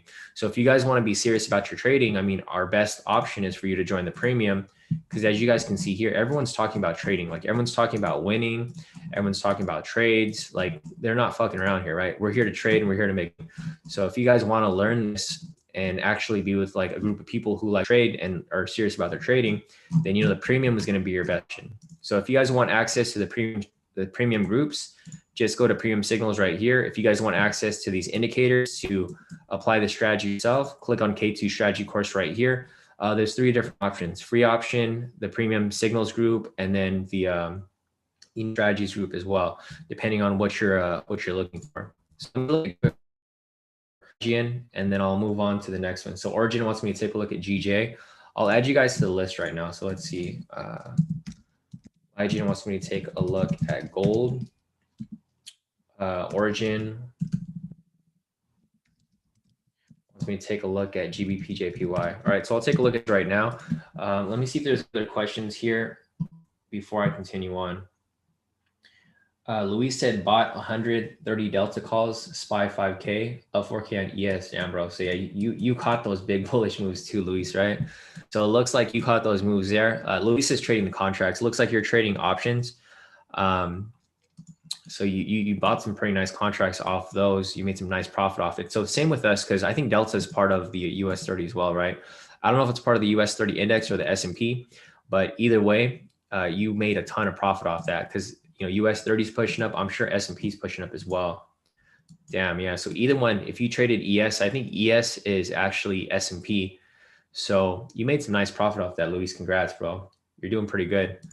And it works both ways, guys. Like we trade the indice, but Luis here, he trades the options. So it doesn't really matter if you guys want to trade options or you trade, you know, spot trading like we do here.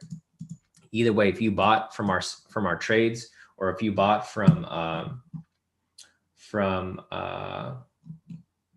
Luis, then I mean, if you bought the options or if you bought the spot trade, you still would have made profit either way. So nice work, Luis. Glad to see you're locking in some pretty heavy profit off that.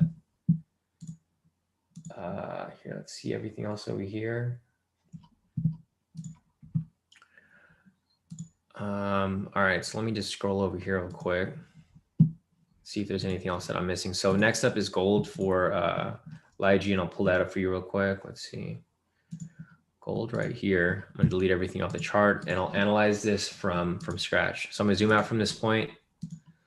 I'm gonna go ahead and draw my market structure for you guys. So I'm gonna turn on the K2SR indicator right here. I'm gonna go ahead and draw this market structure. And you guys can see how simple it is once you guys have these indicators, because you're able to avoid all of the noise, right? There's a lot of stuff going on the chart. And the problem with a lot of traders is that they get too caught up in the noise. They focus on the stuff that isn't important and they end up making bad trades. So if you guys are able to focus on like what's important, you know, that's going to make all the difference for you here. So we got that there, that there. All right, perfect. So with that said, I'm going to turn off the K2SR indicator, and then we've identified market structure as a whole, right? So we can see market structure bounce from this area: consolidation, bearish, consolidation, bearish, consolidation, bearish, consolidation, and then back into bearish, right? It's the same pattern that just keeps repeating itself. So looking at this here, we could go ahead and analyze this from this perspective right here. So I'm going to go ahead and just chop this up right here, because this is what's actually important. So like, for example, right here, we have, let's see. So I'll just chop it up from this area right here, because this is what's important. So looking at this right here, this is the important market structure, right? Because this was the previous market structure right here. You can see that price. So this area right here, this is previous market structure within this area. And then we cross over to here, and this would be current market structure. So looking at this over here, I'm going to turn on the momentum indicator right here. We have a sell signal. So our bias is going to be for a sell. We have a rejection from this point. We have a sell signal right here, but this is going to be an issue. The reason for this is because I don't think this is going to hold. The reason for this not holding, or here, this is what I'll do. Since we drew this market structure right here, we can, let's see. We can identify this from two different perspectives. So I'll show you first for a sell. So for a sell right here, we have a rejection from this point. We have a sell signal right here. So our bias is for a sell because momentum is going down, right? But this doesn't necessarily mean that this is going to happen for sure. So looking at this here, we would want price to come down and close below the structure right here. And then once that happens, we can take a sell. But the reason why I don't think this is going to happen is because the US dollar is really weak, right? If I pull up the dollar index right here, the dollar is basically going to shit, right? It's going down pretty heavy right here. So if you guys understand how the dollar moves compared to gold, it moves opposite of each other. So if this continues to drop, then this is probably going to swing up, right? And that's why we have a big green candle right here, because of this big drop right here. Vice versa, if the dollar corrects back up, then we could expect gold to continue dropping from this point.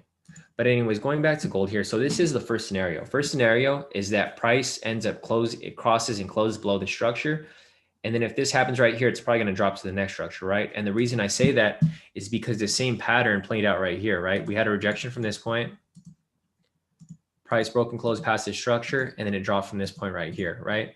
So it's the same pattern, right? Rejection, rejection, break and close, and then it'll probably drop from here. That's one scenario. Scenario number two is price can also, it doesn't necessarily need to come down here, right? It's just consolidating right now. Price is currently just going sideways within this area. So from this area right here, price can do one of two things. Price can either go down or it can go up, right? We've already analyzed this for a sell. So for example, here, if price ends up closing below here, it will be for, obviously for a sell. Vice versa, if price ends up swinging above here, which can happen as well, and closes right here, then you can possibly take a buy, right? Because the same pattern played out right here as well. You can see price rejected from this point. As it rejected, it closed above here. And then what happened from that point? It pushed up to the next structure up here, right? So this same strategy works both ways. It's not only for sells, it's not only for buys. It just depends on the, whatever the market gives you. If the market gives you hints for a buy, then you take the buy. If the market gives you hints for a sell, then you take a sell. And that's why we try to keep trading as simple as possible, because a lot of people, they want to have like 10 indicators on their chart, right? When in reality, all you need is a couple indicators. You need some, or you don't even need indicators. Like the thing is, I can do this from scratch But the reason I created these indicators is so I can teach you guys what I'm looking at on the chart.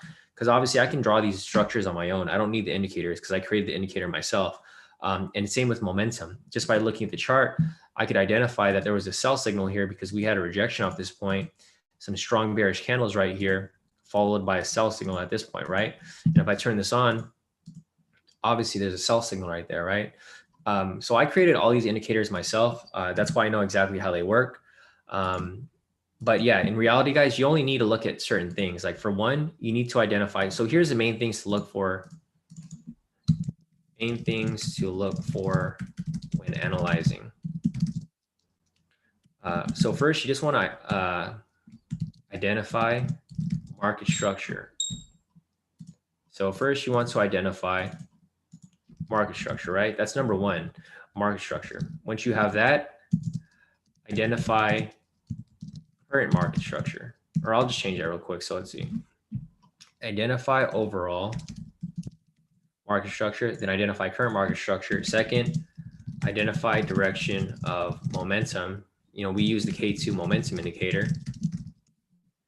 So for this, we use the K² star indicator. And then after that, you can start to develop bias in trading scenarios. So that's really all it is, guys. Like a lot of people like to overcomplicate trading. It's not that difficult. You identify market structure. That's what I did first. Identify market structure, right? I saw that price is moving this way, and then I chopped it up to this area right here to what was important. So this is what's important right here. So I identified overall market structure, identified current market structure right here, identified the direction of momentum using the K² momentum indicator right here, right? And then after that, I started to develop a bias in trading scenarios, right? I told you guys that there could either be a sell here following the bias, or if it ends up rejecting from that point, it can just shoot up here and then our bias changes, right? So that's really what trading is, guys. Like a lot of people want to overcomplicate it. In reality, it's not that difficult. You know, it's difficult to master, but actually getting things down and having a thought process is not that difficult. And that's what we do here at K². We simplify trading and we stay profitable here. So that's pretty much it for gold right there. Lygian, I'm not sure what's going to happen here. We want to wait for it to either close above here or below here before we decide to take that trade, because price is currently just consolidating right now and you don't want to enter too early. So that's it for gold right there. Let me move on to the next one. So let's see. So Origin wants me to take a look at GBP JPY. Yik's asking, do you use market or limit orders? So the trade depends. Yik, it's not always going to be predetermined. If you're scalping, generally you have to enter a market order because you need to enter right away, right? You don't have time to think about whether you're going to enter a buy, whether you enter a sell, whether you're going to have breakfast, whether you're going to have lunch. You know, you don't have time to think about that stuff. If you're scalping, you got to hop in right away. So when we're scalping, we usually enter market. But if you're entering the trades that I give you guys, like for example, over here, if you want to enter something for a signal that I give you an actual entry there, right? Buy limit. What else do we have here? So that's like one example. See right here, sell stop. I give you guys actual details for like how to enter these trades. If you guys are copying the signals, right? Sell limit. If it's a pending order, it's never going to be a market order. But if it's a scalp, a lot of the times it just has to be market order. It moves too fast. You're not going to have time to think about it, because if you take too much time thinking about it, you're going to miss the move. So that's pretty much how we enter those. So other than that, let me see. Yik said also, what's everyone's opinion, which is best to use for Forex? I mean, it just depends on the order type. Yeah, there's no right or wrong way to do it. It just depends on the type of trade. All right, John wants me to take a look at oil as well. So let me add you to the list, John. So first up, I'm gonna have GJ for Origin, and then John wants me to take a look at US oil. All right, so we're good with that. Let me move on to the next question here. Is going to be GJ. So here's GJ for you guys on the 4 hour. I'm going to delete everything up. And then same situation. So here, I'm going to go ahead and just copy what I just put over here. And I'll make a separate video, guys. So I know I haven't made a video about this because I do this every day anyways. So it's nothing new. It's the same stuff that I look for every time. So I'm going to go over to GJ and I'll show you exactly what I'm looking for there as well. So we got this right here. All right, we're good. So first things first, here's my, my checklist basically of things that I do. First thing I'm going to do is I'm going to identify overall market structure, right? The first thing I'm going to do is turn on the K2SR indicator. And there we go. So I'm going to go ahead and draw my market structure for you guys here so that you guys can see what I'm looking at. So we know what to focus on and what not to focus on. Let's draw one big zone right there.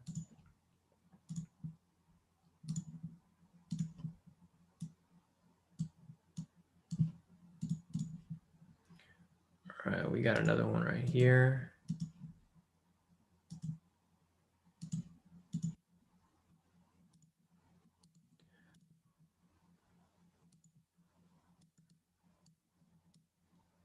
Another one right there.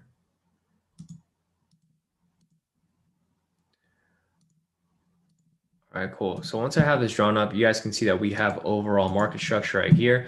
One thing that you guys have to keep in mind is that you guys always have to have the ceiling. So we have no ceiling here. I'm going to go in the higher time frame to find the higher zone so that we don't get caught in any reversals. Because what happens a lot of times is that people fail to look for the ceiling, and there's always going to be a ceiling, especially for Forex. Maybe not for indices because it's, it just moves directional, but for Forex, it's a ranging asset. So there's always going to be a ceiling. So once I do that, I'm going to turn this off. We've identified overall market structure, right? Looking at this here, price started from down here, and it's just been going consolidation, bullish, consolidation, bullish, consolidation, bullish, consolidation, bullish, swing back down for a bearish move, but it swings right back up. So with that said, we would, I'm going to go and just draw a vertical line right here. So this is what's important right here, because this previous market structure is kind of relevant at this point, right? Price broke above this market structure on March 31st, so last week. And then ever since then, it's just been pushing up, right?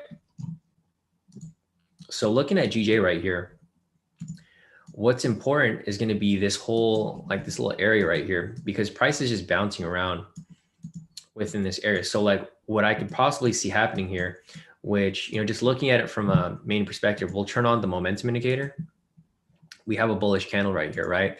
So looking at this here, so looking at the steps, we've identified overall market structure. We've identified current market structure right here. Next, we identified direction of momentum using the K2 momentum indicator. So looking at this right here, we have a buy signal, right? So with that said, we're looking for buys only. Our bias is for some buys. So we have a rejection from this point down here. We have a buy signal right there. We had a breaking close path structure right here. With that said, there's still technically an active trade running right now, which would be right here. This is probably way too big of a move. I probably don't see it happening anytime soon, but if you're following this from this perspective, this would be the full move, right? It's already moved up at least 100 pips, it looks like. Nearly. So it moved up about 81 pips. So it's 81 pips in profit if you guys ended up taking this trade. But it's currently still running. So just looking at this here, we have a bullish bias because the most recent signal was a buy signal, but we can look at different things to confirm the strength of this move right here. So Origin, looking at this right here, I'll pull up the pound index right here. So the pound index is BXY and the Japanese yen index is JXY. So looking at this right here, I'm going to go ahead and delete that, and I'm going to zoom out from this point. So looking at this here, it looks like the Japanese index is starting to push up for a bullish move. And same for the BXY, the British pound index is moving up as well. So with that said, if they're both bullish and they're both strong, what do you think is going to happen with GJ? This is probably just going to be sideways for a bit. It's just going to go sideways until one of these go the opposite direction, right?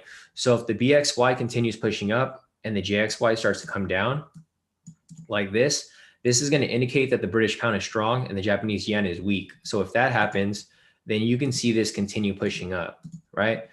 But if the opposite happens where the pound starts to weaken and this comes down and this starts to come up,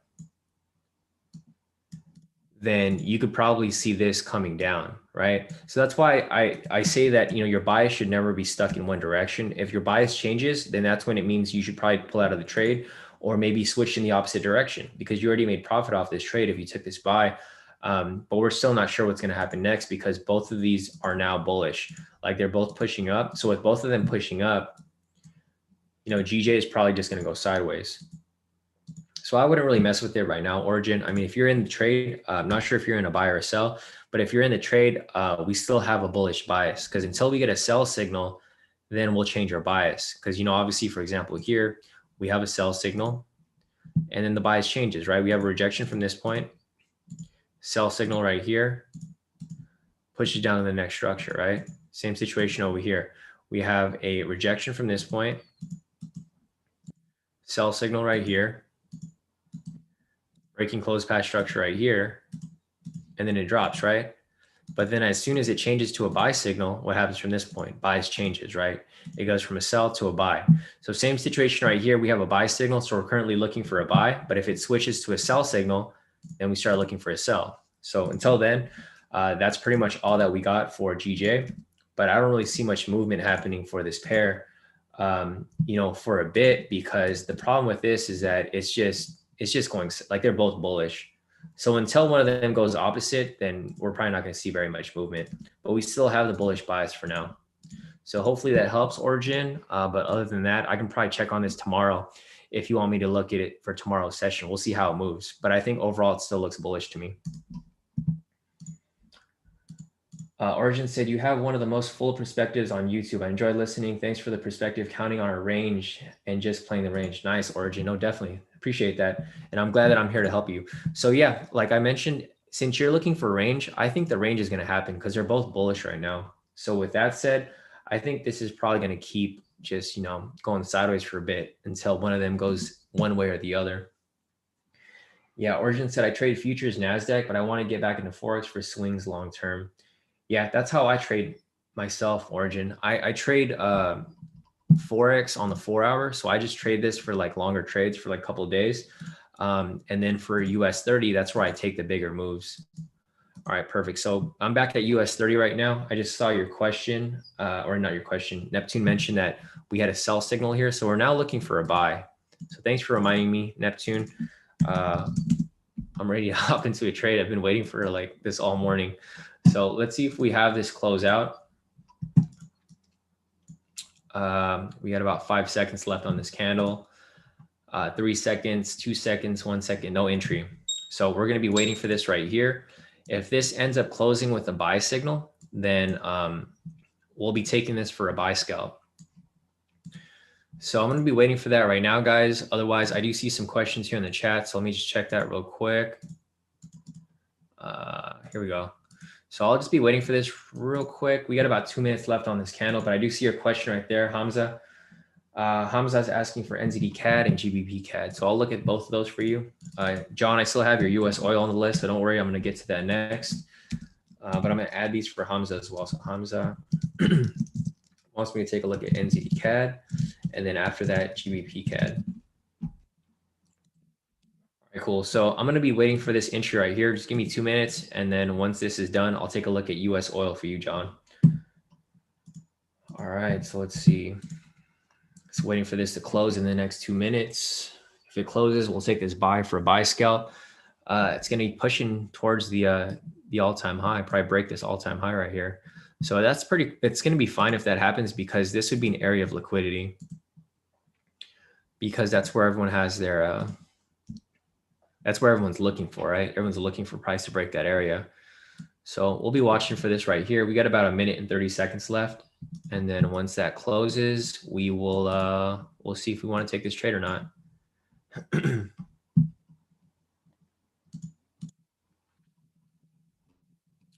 right, let's see.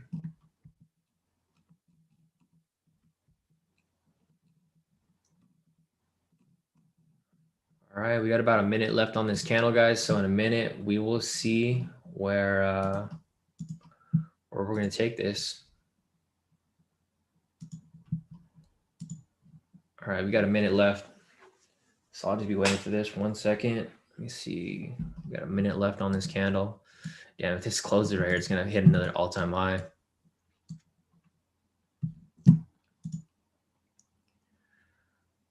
All All right, we got 40 seconds left. Gotcha. Okay, so Hamza has a buy for GCAD, so I'll keep that in mind, Hamza, when I'm analyzing it for you. So we'll see. Hopefully, my analysis lines up with your buy, and then it plays out in your direction. All right, we got 30 seconds left on this.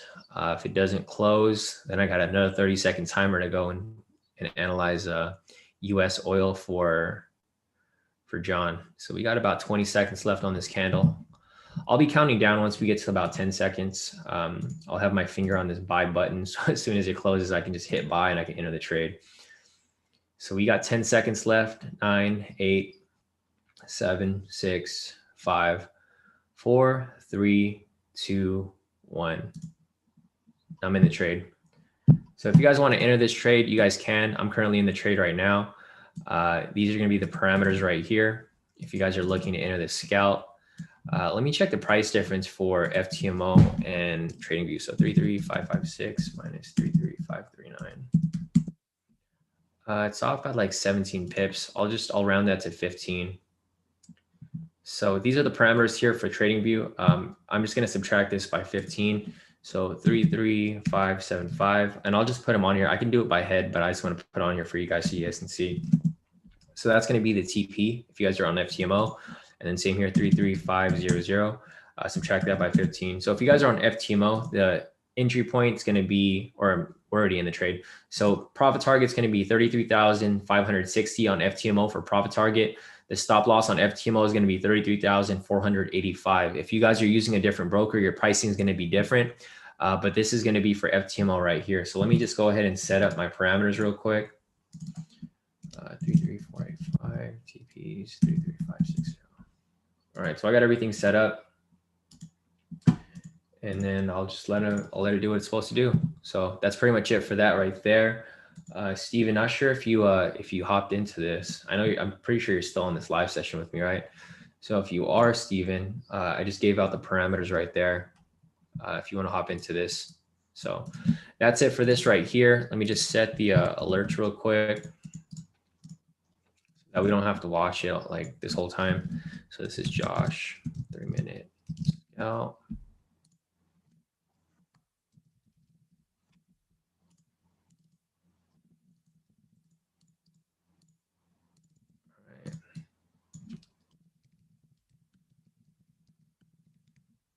All right, I got everything set up. It's currently in profit right now. I'm in profit a couple $100. So I'm doing all right right now. Let's see. Yeah, so I'm currently in profit right now, $245. If you guys see my screen right here, I'm like bouncing around profit, like 200 to $300, which is not too bad. I mean, we just entered the trade, so I'm in profit $300 now. So I'll keep you guys updated on that. But let me go take a look at oil for John real quick. So now it's looking good. All right, so I'm going to pull up US oil for you guys real quick. I'm just going to copy this over so that you guys can see, what I'm doing here. US oil. All right, so let's see. We got this set up right here. And then it's the same situation. This strategy works for everything. It's not just Forex. It's not just indices. It's not just Bitcoin. It works for commodities as well, like oil, gold, anything like that. And we're going to do the same thing. So first, we're going to identify overall market structure. So with that said, we're going to go ahead and turn on the K2SR indicator, and we're going to identify market structure as a whole. So we got that up there. This right here. We got this right here. Looks like these overlap a bit. So we got that one big zone right there. This one right here. Let's see. All right, this is a big zone right here. Let's connect those two. And then lastly, over here. So I'm gonna go ahead and turn that off. Zoom out from this point. So there's overall market structure, right? You can see price broke into the structure. If we just chop this up, price broke into the structure, then it kind of went sideways for a bit, broke up to here.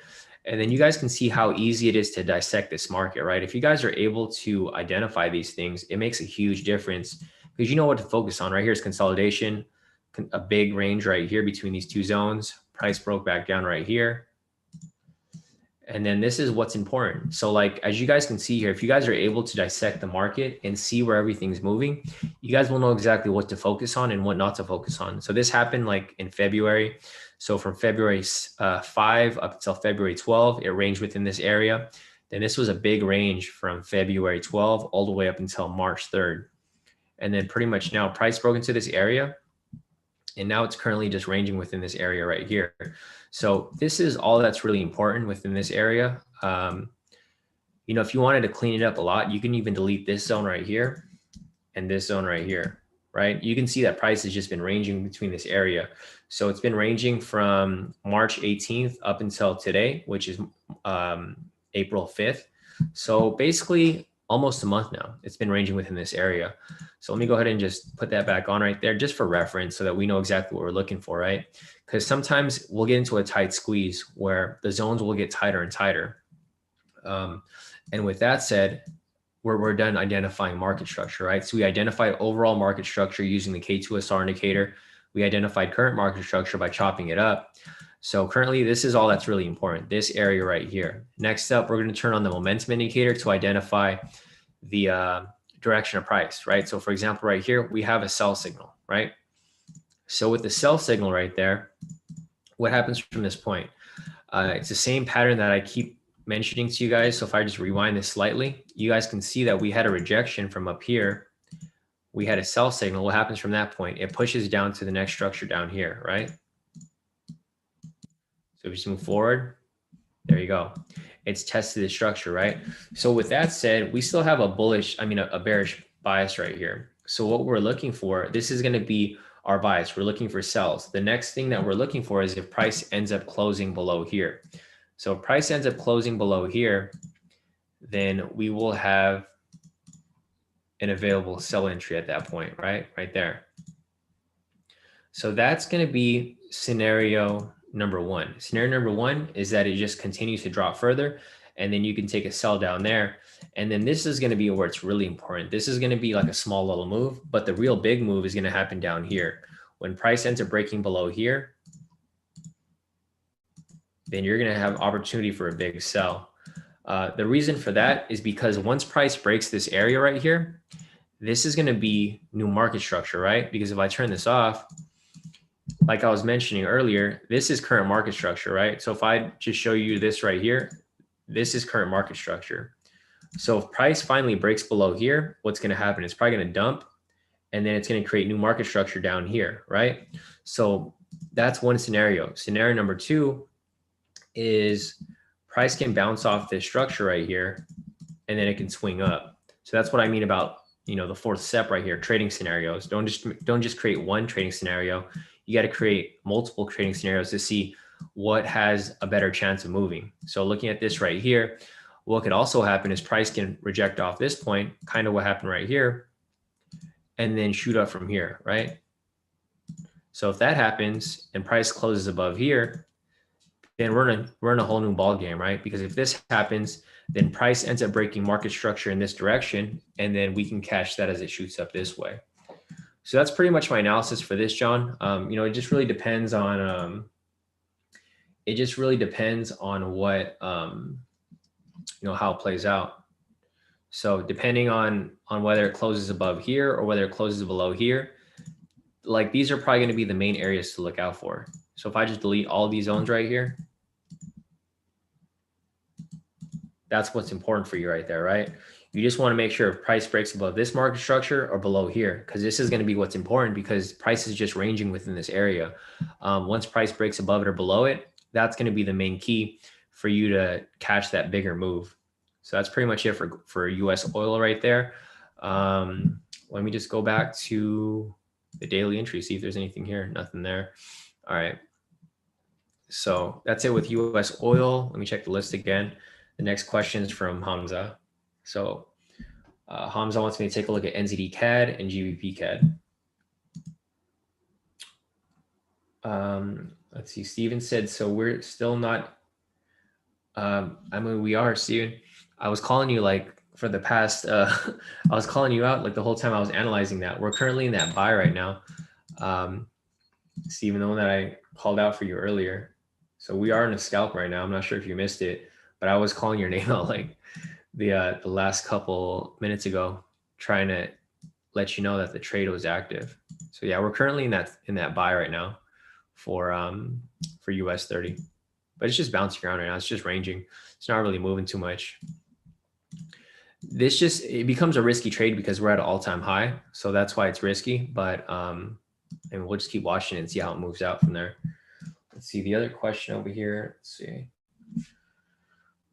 Billy said, I closed my scalp at 283 profit. Luckily, that big red candle, I'm up 2,600 from last night. So yeah, Billy's up 2,600 from last night. That's a way to start the week. Definitely, guys. Yeah, if you guys have any other profits that you guys want to send over to me, I could add them to our list here. But I don't see anything else here. Josh sent me I can't show that. It's Josh's new strategy right there. So me and Josh are going to cover that strategy later. He's sending me some, let me see the charts he sent me. Nice. Yeah, so I'll just give you guys a little hint. So this is Josh's new strategy right here. Boom, look at that. So me and Josh Josh is working on it. He's going to go over it with me, but he's creating another strategy for US 30 for you guys. So that's it. I mean, it looks pretty promising. I was trying to apply it the other day and I hit TP, so it's been pretty good. But yeah, if you guys want to hang around and follow that as we continue to build new strategies, you guys will see. But yeah, Josh is coming up with another US 30 strategy. So if you guys like his 3-minute, you guys are going to love his new strategy. So other than that, Hamza says it's too late to put gold on for a sell. I wouldn't enter a sell for gold right now because there's no confirmation, Hamza. If you go and rewind the live session, I went over it. There's no entry that's available for it yet. We're waiting for the confirmation. That hasn't filled yet. Yeah, I wouldn't enter that sell just yet, Hamza. So yeah, Hamza, we have a signals group. If you want to join the K2 Premium Signals, just go on the website, k2trades.com, click on K2 Premium Signals right here. But if you want to learn this actual strategy that we're applying, you can click on K2 Trading Strategy course right here if you want to sign on to that. So, I mean, it's really up to you what you want to sign up to. But if not, that's fine too. So I'll take a look at your pair. You wanted me to take a look at NZD CAD. So I'll pull up NZD CAD for you over here. There's NZD CAD. Let me go ahead and, let me go and copy that thing over again. Or you guys already know what I'm doing here. So I'll just do it one more time for NZD CAD for the new people who are joining in. So NZD CAD right here. I'm going to put my requirements. I'll delete everything off the chart.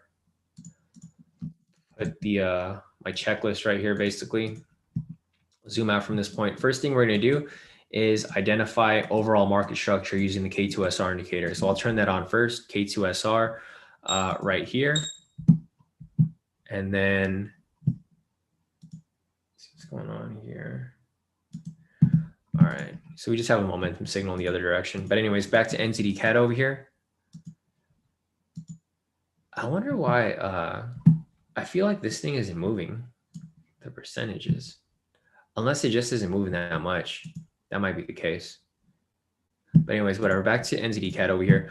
I'm going to go ahead and draw my market structure. So first step is going to identify overall market structure right here, right? So we got this set up right there. We got this set up over here as well. We got this set up right there. This right there. Right here. And lastly, this down here. All right. So once we have this drawn up, I'm going to turn off the K2SR indicator. As you can see, the first step is to identify overall market structure, right? So looking at NZD CAD right here, you can see price bounce from this market structure all the way, it goes pretty far back. So price has been bouncing within this current structure that we drew today since June of last year. So June of last year, it's just been ranging within this area. So we've identified overall market structure, right? The next step is going to be to identify current market structure. So looking at price right here, you can see that price started from up here. It had a bearish move, then went in consolidation, then bearish again, consolidation, bearish again. And now this is what's important. So we're going to go ahead and just chop this up from this area right here. This is all that's really important because price has been ranging within this area since March 23rd. So since March 23rd, price hasn't been able to break and close above or below this structure or this structure down here, right? So with that said, these are going to be the critical price points because when price finally breaks and closes outside of these areas, then it's going to provide for, a pretty solid buy or sell entry. So looking at this here, we're going to turn on the momentum indicator. Right here, we have a bullish momentum, right? So that's our bias right now. So we've went over step one, identified overall market structure. Step two, we identified current market structure. And then lastly, we just want to identify the direction of momentum using the K² momentum indicator. So for right here, we have a bullish momentum, right? And the reason for that is because we have a buy signal right here. So with that said, we're only looking for buys. So with that said right there, you guys can see that price is currently, it's tested this area 1, 2, 3, 4 times, and it's failed to break above it. So currently right here, we want to wait for this to break above it. We don't want to enter right here because this can easily drop from this point, literally at any moment. So this becomes a risky trade. What you want to wait for is for price to actually break and close past this structure right here. Once it breaks and closes past the structure, then you can go ahead and take this for a buy right there and catch that move all the way up to the next structure over here, right? For about 125 pip profit right there.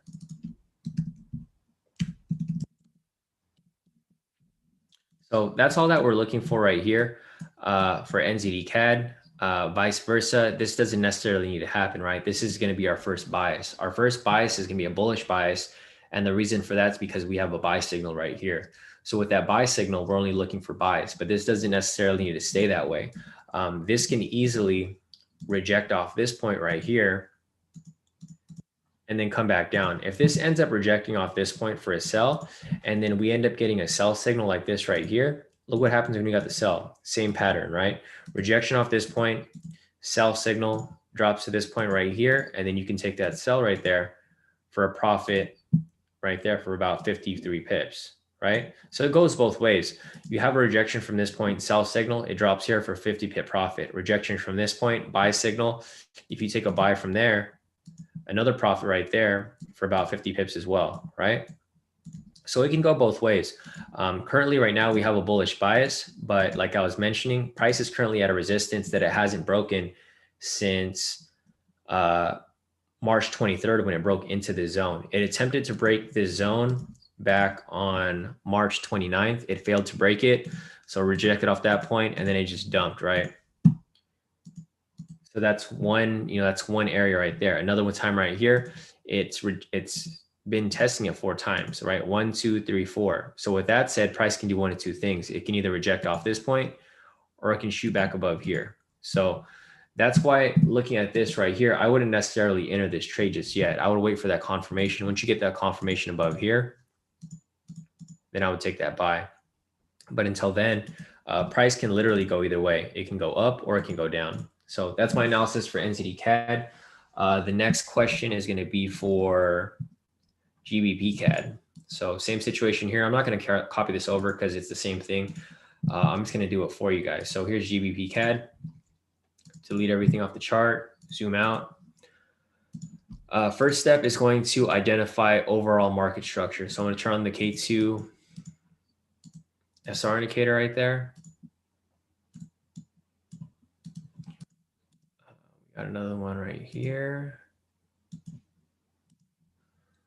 We got another one right here. Another one down there. Another one right here. There, and then lastly down here. All right, so with that said, we're going to turn that off. We've identified overall market structure right here. We can see where price has been moving, right? Price broke up from this area back in December. So from December, it had a bullish move, rejected off this point on February 23rd, and it's been bearish since then. So looking at this, where price currently is, we're going to go ahead and chop this up from this area right here. So this is all that's really important. So if we wanted to delete this right here, we could, and then you can see price has just been ranging between these two zones since March 25th. So it's been since last week. It's just been ranging within this area, and it currently has failed to break, above or below this area right here. So these are going to be the critical price points. It's similar to NZCAD, kind of the same setup pretty much for the most part. But, just looking at this from this point, this is all that we're really looking at. Oh, fuck. Dude, is today a holiday? My bad, guys. I'm like tripping out right now because my MT4 is frozen. No way. Oh, we had the same situation for MLK. Oh, man. Actually, I don't think it's frozen. Okay, I think it's still moving. All right, because what happens is if you guys are on FTMO and you guys trade during a holiday and the market closes, it usually closes around this time, like 8 to 9. If it closes during a holiday, and the problem is because I'm trading a funded account. So if you trade a funded account and you trade during a holiday, they'll take your account away. That's how I lost one of my 100K accounts because we traded during MLK, which was a holiday in January, and the market was closed for like 4 hours. So like if you end up trading during that time, they just take away your account. Like they don't ask, you can't, there's no negotiation. Like literally they'll take your account away and then you have to start a brand new account. So, okay, perfect. I think we're fine. Cause I was just looking at MT4 right now and it looked frozen for like the past like 5 minutes. So I thought it was just frozen, but it's still running right now. Okay, perfect. No, we're good. All right, I tripped out for like 1 second. I was like, man, not another account. Because FTMO, they really don't care. Like if you break any of the rules, like it doesn't matter how much profit you bring them, they'll still take your account away and they'll just tell you to start a new one. And that's why we're thinking about creating our own funding company here at K2. Because obviously you guys have seen everyone's profits here at K2. So there'd be no reason for us not to create our own funding company because I just keep funneling people over to FTMO anyways. And like everyone in K2 just keeps making FTMO money, right? So I was thinking we should probably start our own funding company and just, keep it within K2. So anyways, back to what I was saying over here for GCAD. Going back to your analysis, sorry that I went off track for like a few seconds, but anyways, back to GCAD here. We've identified market structure. These are the current, critical price points where we want price to break. Next up, we're going to look at the momentum to identify where our bias is going to be. So we have a rejection from this point. We have a buy signal right here. So our bias is going to be a buy, right? So I know that you're in a buy right now, Hamza. So this is hopefully this is working in your direction. The only problem here is that it's at the resistance, right? So you made the correct decision by taking that buy. But the only problem here is that price hasn't broken the structure. So I wouldn't have taken the buy right here because I would have already identified the structure right here. And I would have identified this as a risky area to trade because price can do one of two things. It can continue pushing up or it can drop from this point right here. So there's a couple of different scenarios that can play out from this point. But yeah, I mean, it's hard for us to really identify where it's going to go right now, Hamza, because it's currently at a resistance, right? Like I mentioned earlier for NZCAD, although we have a bullish bias right here, it can do one of two things. So looking at current price right now, let's turn this off. Price is currently rejecting off the structure right here, right? So price can either continue pushing up from this point, or it can come down from here and retest the structure down here. So I think this is too risky of a trade to enter right now. Hamza, I personally wouldn't have entered this trade for this specific reason because there's just too much uncertainty, right? I don't like taking trades when I'm not for sure that it's going to go up or whether it's going to go down. Personally, I think it's going to go up because we have a bullish momentum signal right there. But like I mentioned before, it doesn't always have to go that direction. It can easily reject off this point and then come back down. So currently, I don't see anything really happening for GCAD, but it can do one of two things. Like, if you're in profit right now, Hamza, or if you can move your stop loss in profit, I would move it in profit because the last thing you want to do is hold on to this trade and then it ends up dropping down to here, right? And then you end up in the negative. So just keep that in mind if this is something that you're still looking at and thinking about holding on to. But I think it is definitely a risky trade to hold on to right now because it can easily go up or it can easily go down. So if you're asking me like what I would do, I would move your stop loss and profit to protect your position if if that ends up being the case. But other than that, that's pretty much it for GBP CAD right now.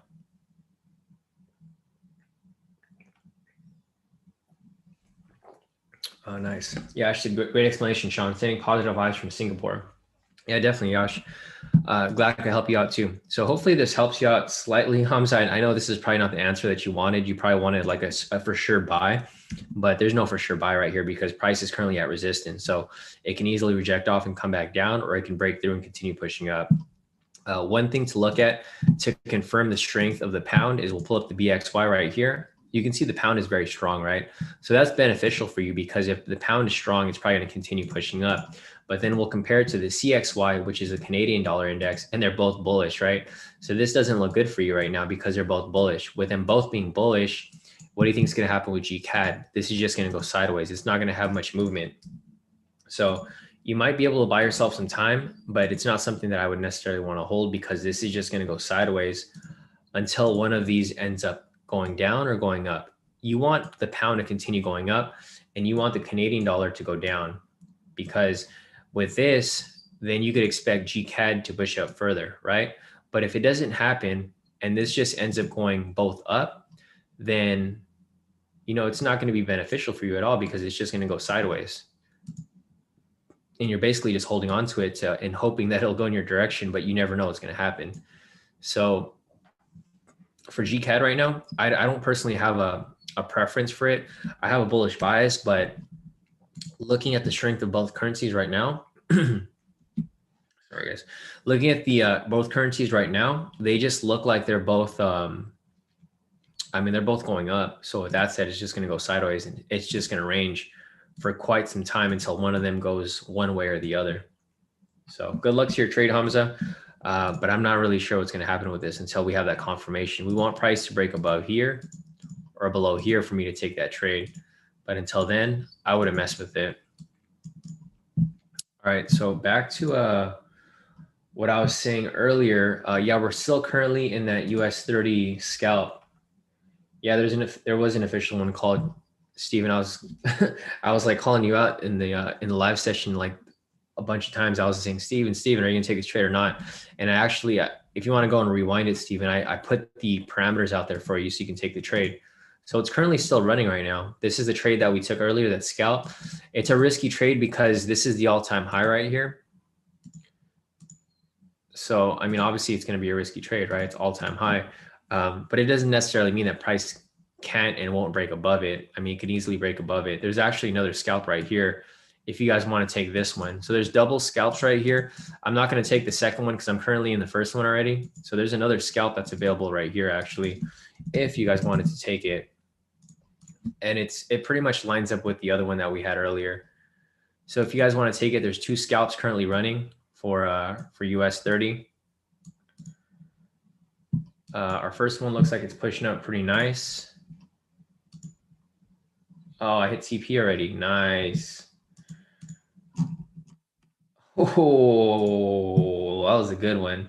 1,772 off that one. That was a good trade. That was good, guys. So congrats to whoever took that trade. Mine's closed out a little early. It's because the FTMO pricing is different. There we go. Full TP, guys. All right, so we're good with that. Another full TP, and this one too. This one's about to be another full TP as well. Let me just set another alert right there for you guys, for whoever entered that second one. Oh man, damn, I should just enter that second one. I knew it was gonna happen. Yeah, congrats to you guys, whoever took that trade.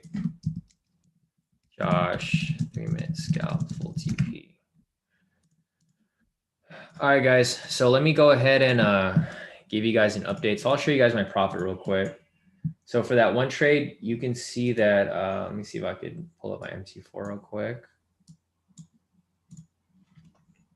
All right, so here's my MT4 over here. You guys can see that they're both green because I just, they hit TP for me, full TP. So for that first trade this morning, I made 430. The second trade I made 1,072. So I'm in profit like 100 or 1,500 almost for today. So I'm doing pretty good so far, guys.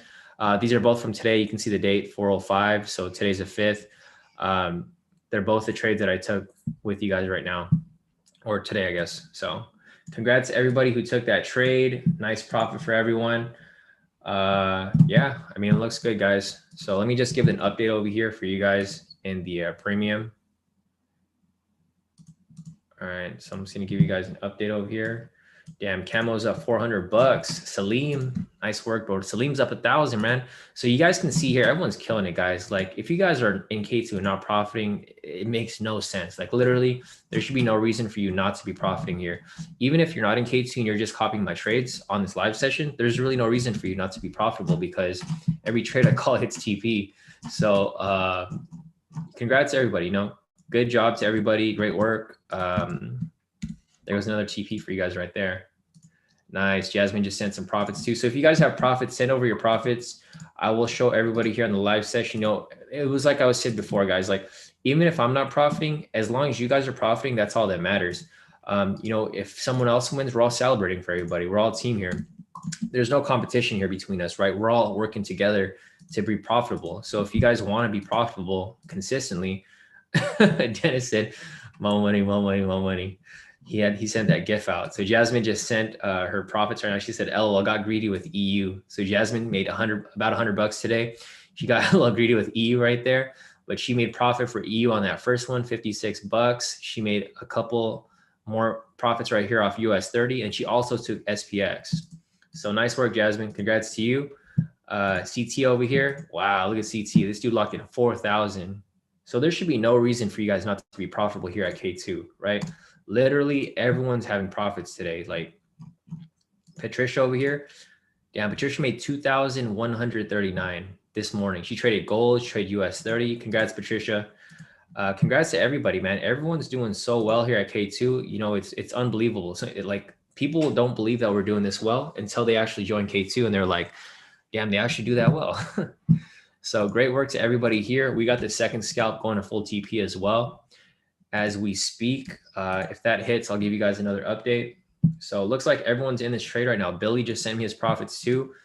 Billy made, wow, Billy's up 3,000 this day. So guys, you know, this literally, there's no excuse for you guys not to be profitable this morning. Another full TP right there off that scalp. So let's go, boom, boom. Another one, I'll just delete this. So as you guys can see right there, it's pointing up, right? That little line. With that line right there, just indicates that price ended up hitting its, you know, full TP right there as well. So I'm going to go ahead and give you guys another update. And we're on fire today, guys. It's a great day. Great trading day for everybody. All right. So let me go ahead and just give you guys another update right there. So congrats to everybody. I know everyone's having a great day today. We're all profiting. There's nothing new. We do this every single day. So great work to everybody right there. Give you guys another update. Nice, nice. Dang, Josh too. Look at Josh, up 1,000. So everyone's up at least 1,000 today, guys. If you guys are not up, that Kimmy over here made 47. It doesn't matter if you guys are trading a big account or a small account. And then Kimmy on his other account, he made another 808. So guys, check this out. There's no reason for you guys not to be profitable here with us. Tam over here locked in about 400 bucks off that. I mean, if you guys want to join a team that just continues to win, I mean, this is a team. Kimmy said this is going to make me rich. Definitely, guys. So congrats to you guys here. Props to everybody. Man, it's crazy. This is crazy. Like you guys can see all these profits right here. Damn, look at Jonathan over here, bro. Congrats, Jonathan. Jonathan made 438 bucks off that one scalp right there. Damn. So great work, guys. You guys are killing it. Salim said it's only Monday in all caps. Yeah, exactly, guys. You know, but we do this every day, so it's nothing new here. You know, that's why like this is nothing new to us, guys. Like, you know, we do this every day. If you guys want to watch all of our previous live sessions, I mean, it is kind of more exciting because it's happening on a Monday. Monday is usually kind of slow for us, but just congrats to everybody here. Here's all the profits for this morning.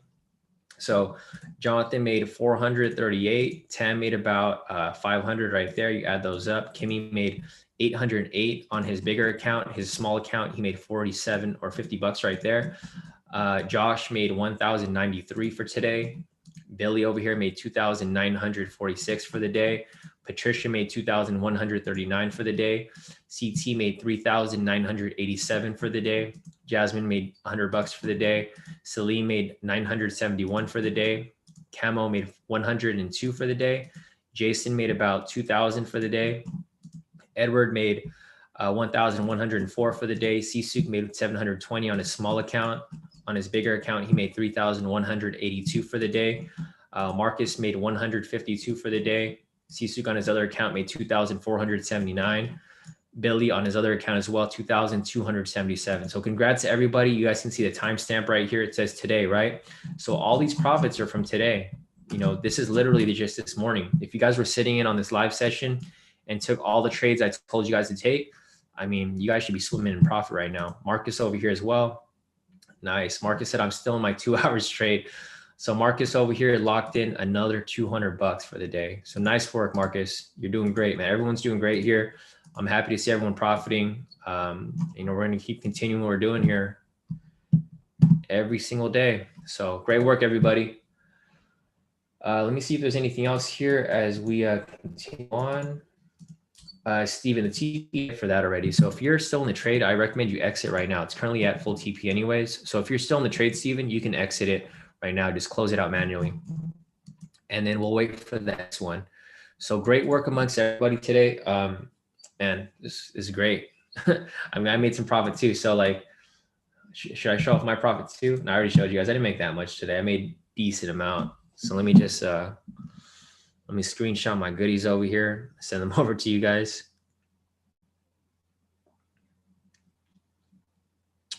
Let's see. Let's let MT4 load real quick. This thing takes forever to load. All right, let's see. Got my profits for the day right there.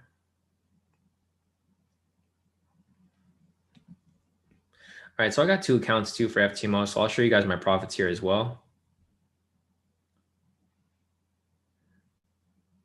So I'm doing pretty all right too. I'm not doing too bad. Here's my profits for the day. So here we go. I made 1,469 on my account for the day, my bigger one, and then my other account, I made 759. So joining y'all with the massive US 30.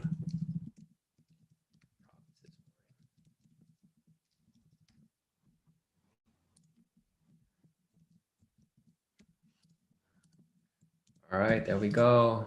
Send this out to you guys as well. So let's see, we got that right there.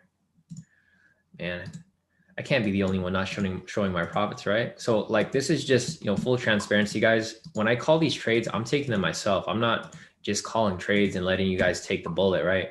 I'm taking these trades with you guys. So when I call these trades, I know they're going to hit because I'm not going to take them unless they hit, right? So we all hit some pretty nice profit today. All this stuff over here. Let's see. Yeah, no. So Josh, right? I mean, Camo here is making his way back up right here too. Let's go, Dennis. So we got, oh, nice. Dennis said this is his daughter's account. Guys, check that out. Like, that's what I like to see. I like to see people make accounts for like their family members, right? I even created an FTMO for my mom, and I'm letting that run as well. So nice work for everybody over here, guys. You know, save messages over here. You guys can see all the profits from today. Here's the timestamp for today. Massive profits all around for everybody in K2. So great work. This is why we scalp it, right? Because you see how price is coming back down. That's why we got out, because if you held on to it, it would have been a risky entry, right? Because the price come back down. So this is perfect that price is coming back down, because we want price to come back down and then provide another buy signal for us to scalp it back up even higher. So that's pretty much that for now. It's about to be 9 o'clock, guys. So it's getting closer to 10. As we get closer to 10, that's when the market starts to move a little funky. So you guys can see right here, I actually drew this about like a couple hours ago, like around, you know, 7 o'clock, 7 or 6. And I mentioned that once it reaches 10, it's going to start to reverse. So we'll watch it. We'll see how it moves, but we're not really certain how it's going to move from there. Nice. So Steven sent me his profits right here. Steven made some pretty good profit too. So Steven, looks like you had one small, I don't know how you got that loss for US 30, but it looks like you had like a small loss right there. It's cool because you covered it for that previous buy. I mean, the previous win. So you made 69, you lost 41, you made 58. So you're overall in profit right now. So you're doing pretty good, Steven. Congrats to you as well. Yeah, man, we're good, guys. Yeah, Josh said K2 Babe might be done for the day. Camo said you have the best strategy, so all of us are making money off your brain right now. Yeah, no, definitely. So 100%, guys.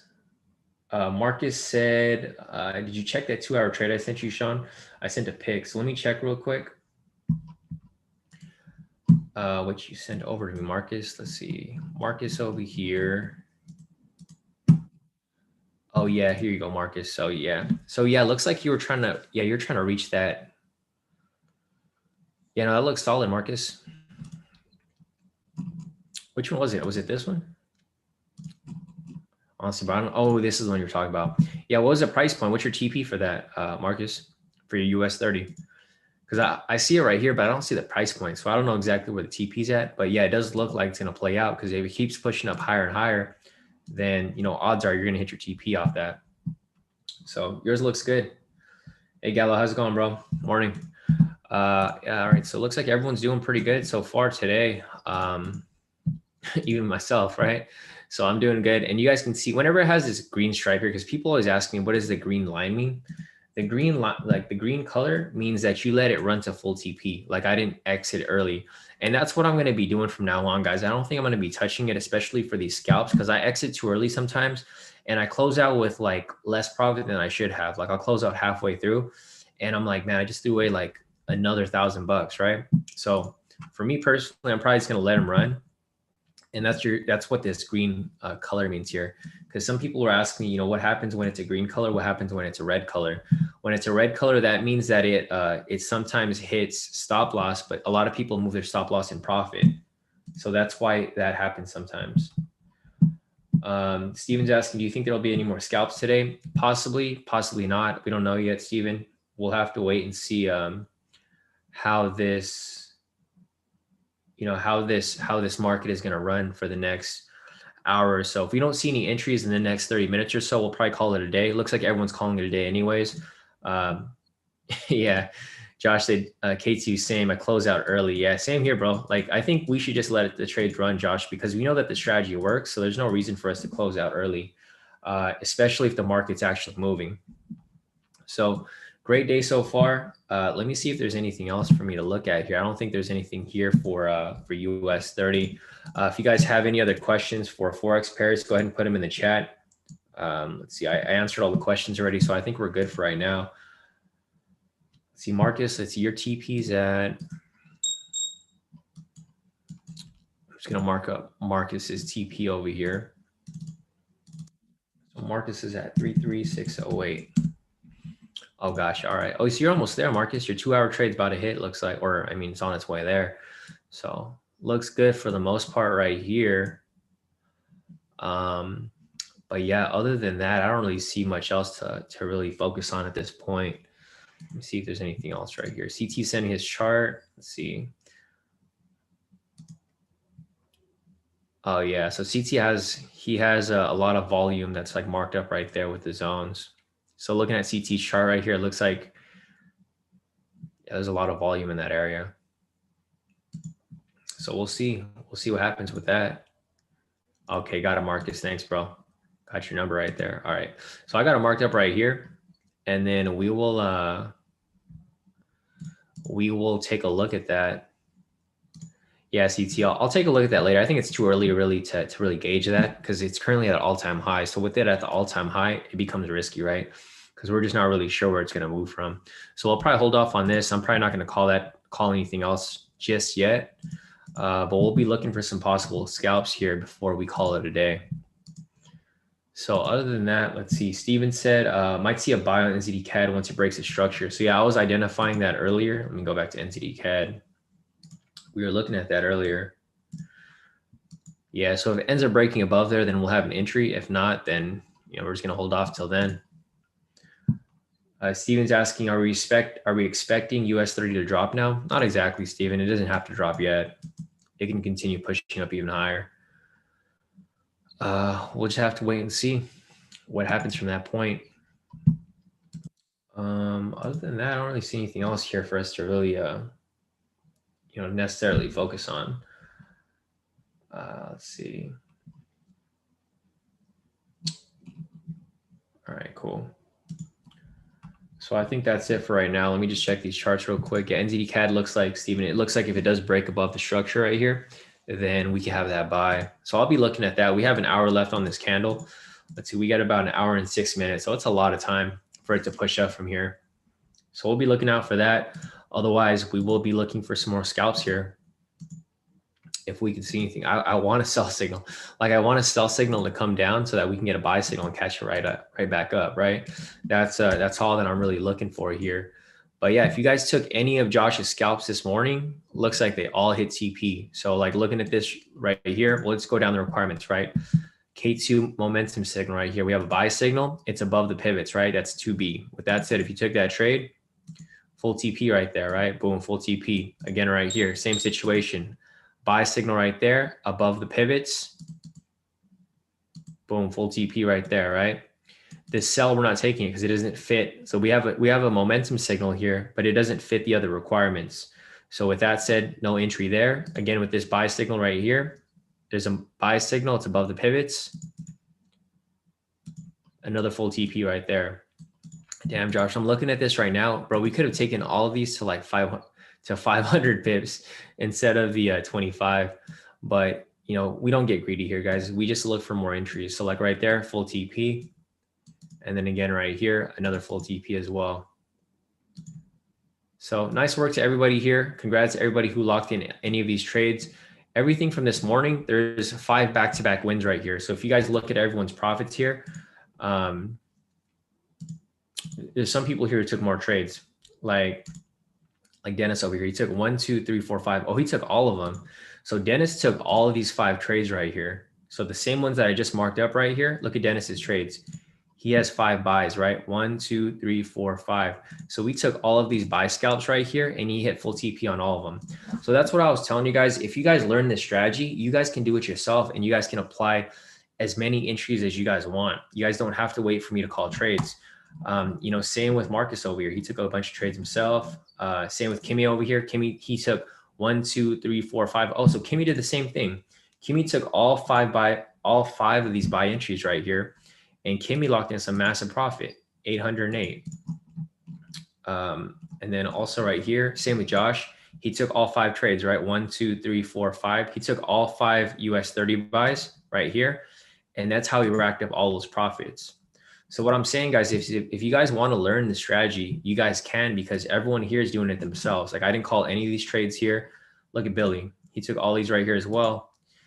Because he knows the strategy. And if you guys want to learn it, the opportunity is there for you guys. Just go on the website, k2trades.com, and then click on K2 strategy course right here if you guys want to learn. If not, that's completely fine. It's really up to you whether you want to take the opportunity or not. Either way, we're going to keep profiting here. If you guys just want to copy my trades as I call them, you guys can do that as well. You guys don't have to pay for anything. But if you guys want to make some real money, you guys are going to have to learn how to do this, right? Because this is a skill that you learn. It's not necessarily something that just falls in your lap and you're like, oh, I'm going to be a great trader. You have to actually learn from people who actually know what they're doing. But yeah, other than that, let me see if there's anything else over here for me to. So Rain, I see your question right there. Rain's asking about funding talent. I'm not sure if you're here on the live session, but I'll respond to you a little later, Rain, when I'm done with this live session. So let me see if there's anything else over here.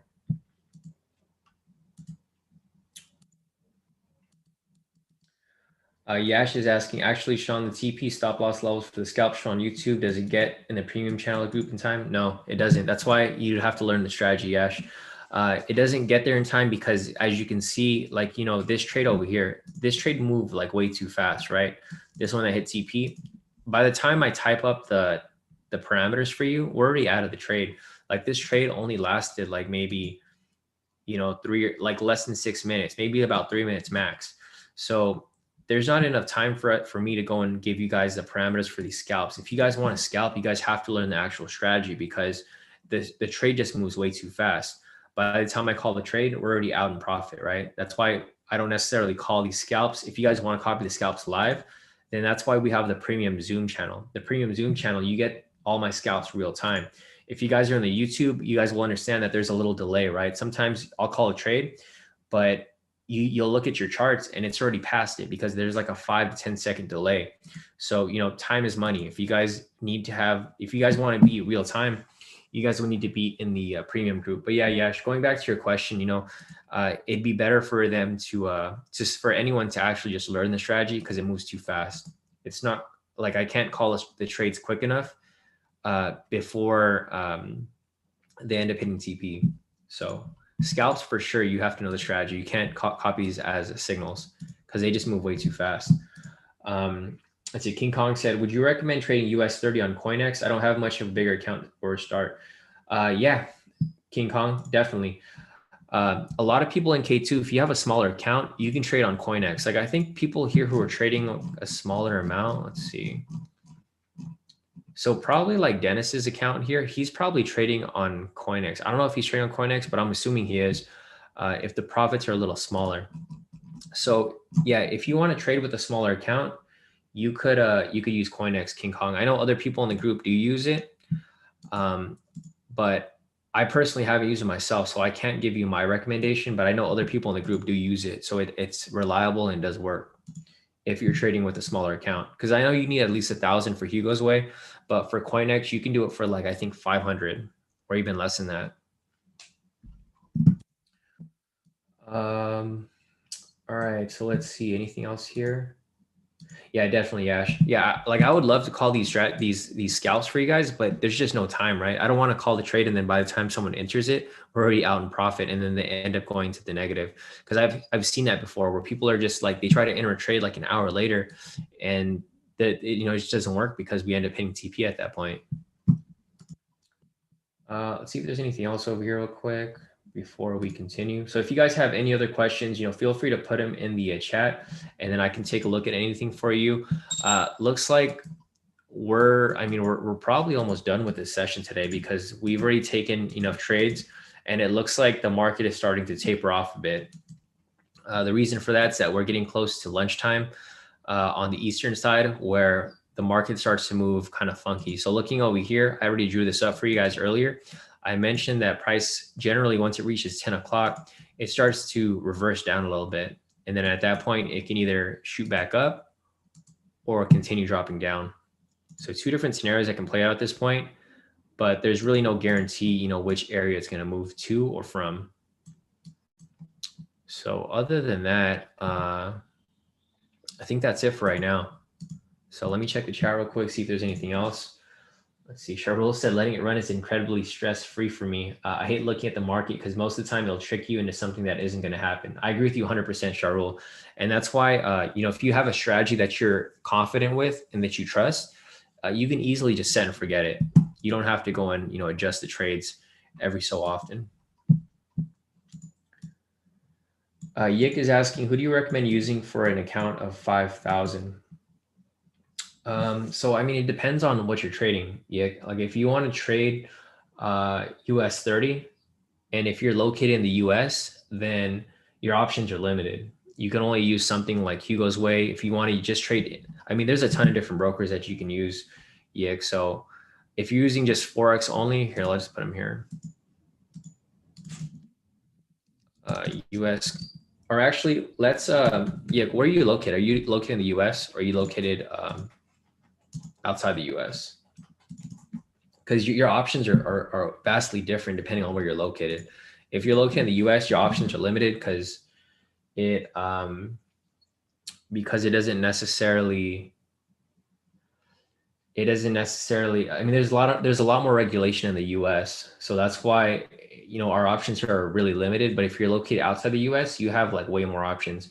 Like one of the main options that people use is IC markets. That's what's good for a lot of people, but we can't use it here in the US. So I have to use the unregulated broker like Hugo's Way. But yeah, it just depends on where you're located. Yeah. So here, I'll just put the options right here. So broker options. Oh, so you are in the US. Yeah. Our options here suck, dude. So these aren't in order, but I mean, it just depends on what you want to use. So these are going to be, so I'll just put regulated broker options. So you can use TD Ameritrade. That's one.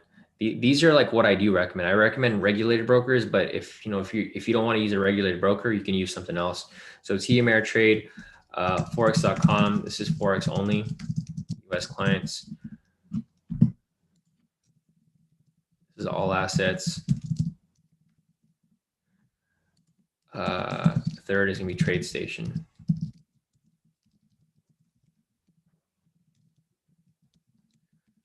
Unregulated broker options are going to be Hugo's Way. 1K min deposit. Both FX indices. Second is going to be CoinX. I don't know how much the deposit is for that. It's going to be like, I think 500 min deposit. Indices only, I think. I'm not sure. I don't use CoinX, so I wouldn't know. Or FX choice, which is, I think it's a 500 deposit too.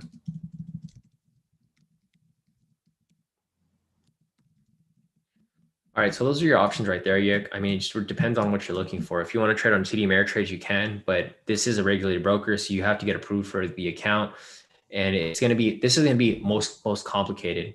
So this has the hardest learning curve. So I don't recommend you use this, but this is probably the most reliable one. I used to use them before, but I just don't use them anymore because these are a lot easier to use.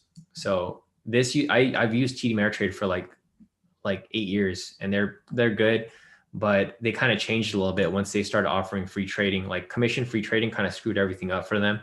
Service sucks, execution time suck, but they're a reliable broker. If you just want to trade Forex only, then forex.com. If you want to trade futures mainly, TradeStation. Unregulated brokers, Hugo's Way. This is what majority of people here use, but just keep in mind that it is unregulated. So if your money disappears, then you know the risk. I personally use forex.com for Forex, and I use Hugo's Way for my personal, but I also use FTMO. I don't trade my own money as much anymore. For my own money, I trade at forex.com. For my Forex, obviously, because those are my longer trades, there's too many restrictions with FTMO, but for US 30, I trade on FTMO. I trade on Hugo's Way, but not really. Like if you see my profits on Hugo's Way, I only make a couple $100 per trade, but on FTMO, I make a couple $1,000. So, it's a huge difference depending on what you're looking to trade. So, I mean, these are your options here, but you got to be more specific with what you want to trade to yet, because you haven't mentioned whether you want to trade Forex only or if you want to trade, indices as well. If you want to trade indices, then Hugo's Way is probably going to be your best option, but I'm not going to recommend it to you because I don't recommend unregulated brokers to anybody. So that's what I personally use, but I don't recommend them because they're unregulated. Because if your money goes missing, that's on you. You already understood the risk. Trading with them. I understand the risk too. That's why I only have 1,000 in this account. Because if I lose that 1,000, or I have a couple thousand, if I lose that money, it's whatever. It's like, I understood the risk trading with them, so it's fine. But yeah, I mean, it just really depends on what you're looking to trade with. So if you want to trade everything, Hugo's Way is probably gonna be your option. If you want to trade directly on TradingView, then forex.com is going to be your option. EX asking, you don't trade, we trade funded accounts. So the thing is, if you can prove that you can trade, they'll give you money to trade, and you trade that, you keep a percentage of the profits. So that's what most of us trade. That's why other people here have a lot of profits, right?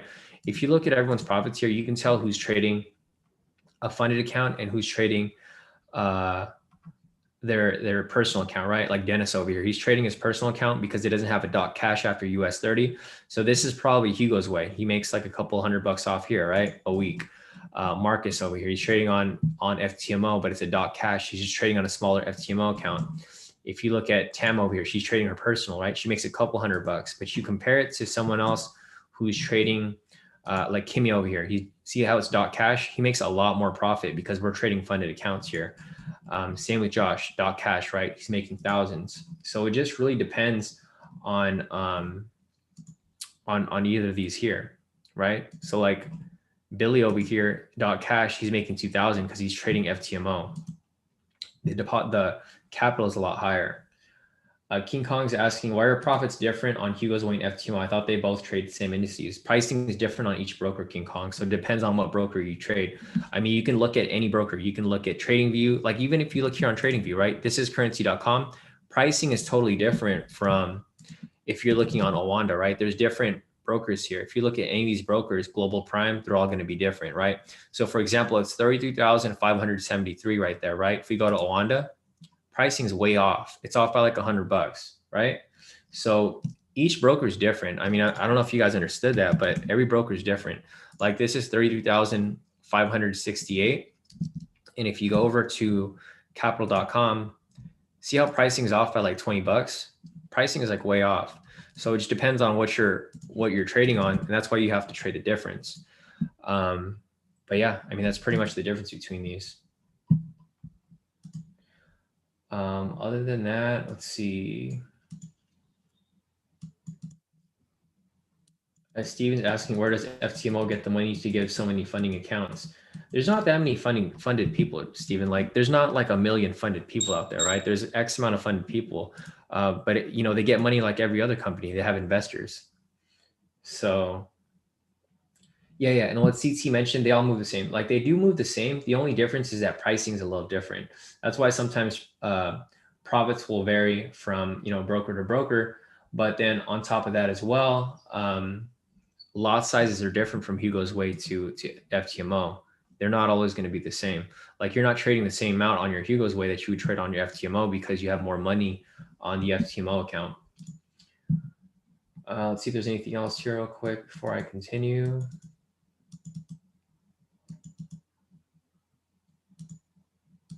Yeah, exactly what CT said. Just got to know what you're doing. So if you guys don't know what you're doing, you guys should probably not be trading multiple accounts anyways.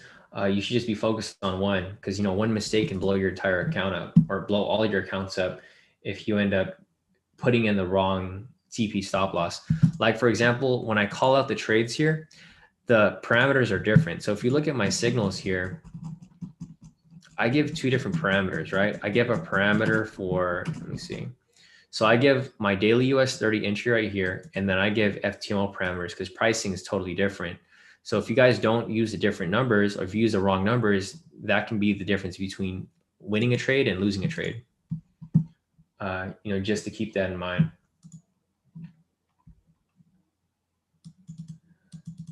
Steven's asking, how many pips did I miss for that scalping trade earlier? Honestly, I don't know, Steven. I don't have your details, bro. Look at your chart and then see what you missed. I mean, you have the numbers in front of you, so you can see how much you missed yourself, Steven. Just do the basic math, subtract your entry point from whatever the entry point was. And it's not that difficult. Just do it's basic math. Just to subtract your entry point from what the entry point was, and then you can figure out what the difference was. But see, I feel like you focus on a lot of, and this is just me being sarcastic with you too, Steven, because I always mess with you every day. You focus on a lot of things that don't matter, right? Like you focus on a lot of things that literally don't matter. Like, so you should probably not focus on how many pips you missed. You should focus on actually winning the trades. Because I did see you have a lose here, Steven. So I don't know how you took that loss, but we didn't have a loss today. So I think you should be focused on actually entering the trades properly, not how much profit you made, right? Focus on winning trades because I can see right here you lost 41 bucks, but I don't know how you lost that trade if we had all wins today. So I think your main focus should be just winning trades, Steven. Don't you focus too much on like the irrelevant things that don't really matter. Like you missed out on like 20 bucks, not a big deal. You should be more focused on not losing trades. See, Steven said the trade where you read, I read the TP stop loss for every trade, Steven, because you asked for it yesterday, right? So every trade that I called today, I called every TP stop loss. So I'm not sure what you're referring to, Steven. So just go back and look at your trades, Steven. You have your parameters there. Like this is stuff that you can find out on your own, right? If you really want to know how much you missed, just go there and then subtract your price from whatever the price was over there. Or you can go back and rewind the replay because I'm not going to go and do all that work for you just to show you how much profit you missed off that. That's something you can do on your own. But all right, so let me go back Origin. So Origin wanted me to look at the bonds 10-year. Do you know the symbol for that, Origin or CT? You guys might know. Let's see, bonds. bond. Okay, is it this one, the 10-year bond? This might be it right here.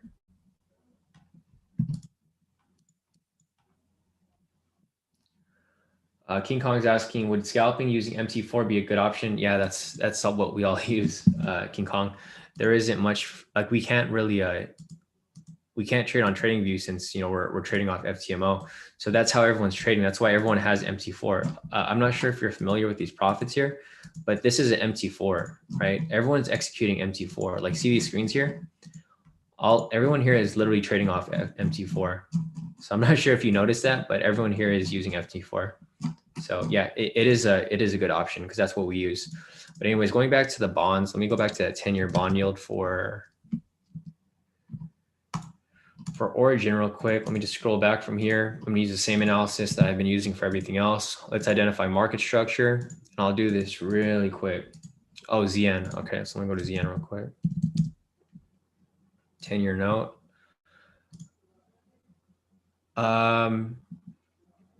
Actually, yeah, these are like totally different. So I'm not sure if I'm looking at something different, Origin, because this ZN looks totally different from this 10-year. This is like bullish, and the ZN that you sent me was bearish. So I'm not, if you want to be a little, like, if you want to be more direct with which one you want me to look at, I can look at it. I just don't know which one you want me to look at because this one looks bearish to me. And the, or actually, no, we'll look at the other one because this one's only off the daily. So I can, it's delayed. So I can't analyze that real time. So let's just do this off the 10-year. So looking at this here, I'm going to go ahead and draw these zones off here. Yeah, no. King Kong City, I did notice, just curious. Yeah, no, because I was like confused. I was like, all the profits we've been sharing are from MT4. I was like, are you, did you not know that those are MT4? So yeah, King Kong, we do use MT4 for all of our trades because FTMO doesn't support TradingView. So we all trade off MT4. Basically what we do is we analyze everything from TradingView, and then we carry it over to MT4. That's where we execute the trades. But yeah, so anyways, looking at this here, Origin, I wanted to look at ZN, but I have my data is delayed, so I can't really I can't copy it off there. So I'll analyze it off here, and then okay, let me go to that real quick.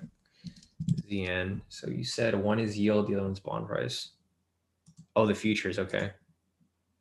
Wait, why does it look like this? Here, let me try to figure it out. If you have the exact symbol, like if you can give me the ZN, 1.2, I can look at it, but I'm looking here at all the ZNs here for the futures. I don't see anything on the chart. Yeah. I'm not sure why it looks like this, but if you have the exact symbol, like not just ZN, but the actual one that you want us to look at, because I'm looking at all of them right here and I don't see anything on the chart. Let's see, June.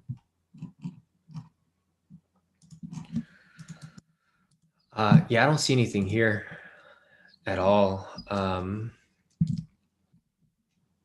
Origin, if you could forget about the data.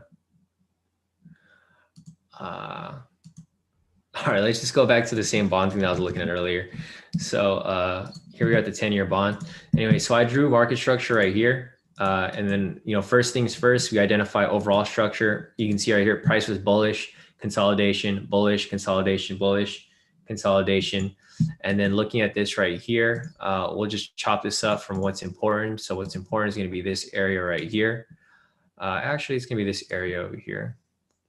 There we go. So this is what's important right here. You can see prices have been testing this area.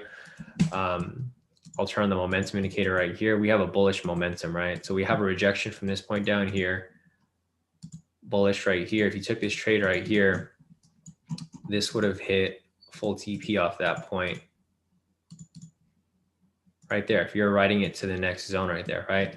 So just looking at current price right now for this bond, let's see.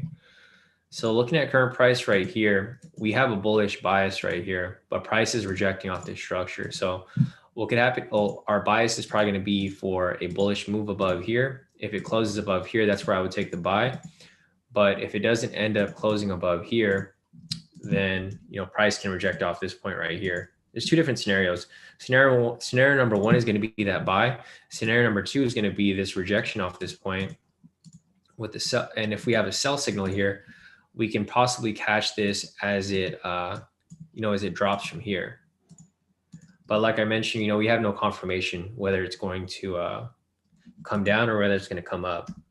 The main confirmation is going to be whether we have that buy signal. If it ends up closing above here and closes, then that's going to be confirmation for a buy. Vice versa, if we get a sell signal, then our bias changes for a sell. So that's pretty much all that I see here. Yeah, so this is I just looked at your let me just go back to the ZN real quick. So origin said ZN1. I mean, there's two different ZN1s here. Origin, none of them work. So this one doesn't work. This one, you said the continuous contracts in front. I'm looking at it right now, but there's no data here. It doesn't matter what time frame I go on. If I go on the, I can. Do you want me to analyze it on the daily? Because I can do it on the daily, but you can see right here, price hasn't moved for the past 4 days. So it's kind of pointless for you to really analyze this until there's actual movement, right? Because obviously it's bullish right here. So if you analyze this from a bigger perspective, I mean, the analysis isn't really going to help here because it's on the daily and it's not really moving, right? So looking at this, it hasn't moved in the past since March 31st. So here, let me see. I'll just analyze it for you real quick, and I'll see if there's anything that we could possibly look at. But I think the other symbol is probably your best option because there's not really much movement on here. This is like block movement for oh, this is zinc. Yeah, this is the one that you gave me though, right? You told me ZN1. So ZN1, even for this right here, this is a daily though, and it's delayed. It's not, you're not gonna have real-time data for this. Let's see, delayed. I'll analyze this, but this looks totally different from like the other assets. I'm not sure what's the difference between this one and the other 10-year note that we were looking at. The bonds that CT mentioned right here is bullish, right? The one that you're looking for is complete opposite. So we can analyze it, but we'll see if it, if it even plays out. So anyways, looking at this here, we'll go ahead and do the same thing, draw this out.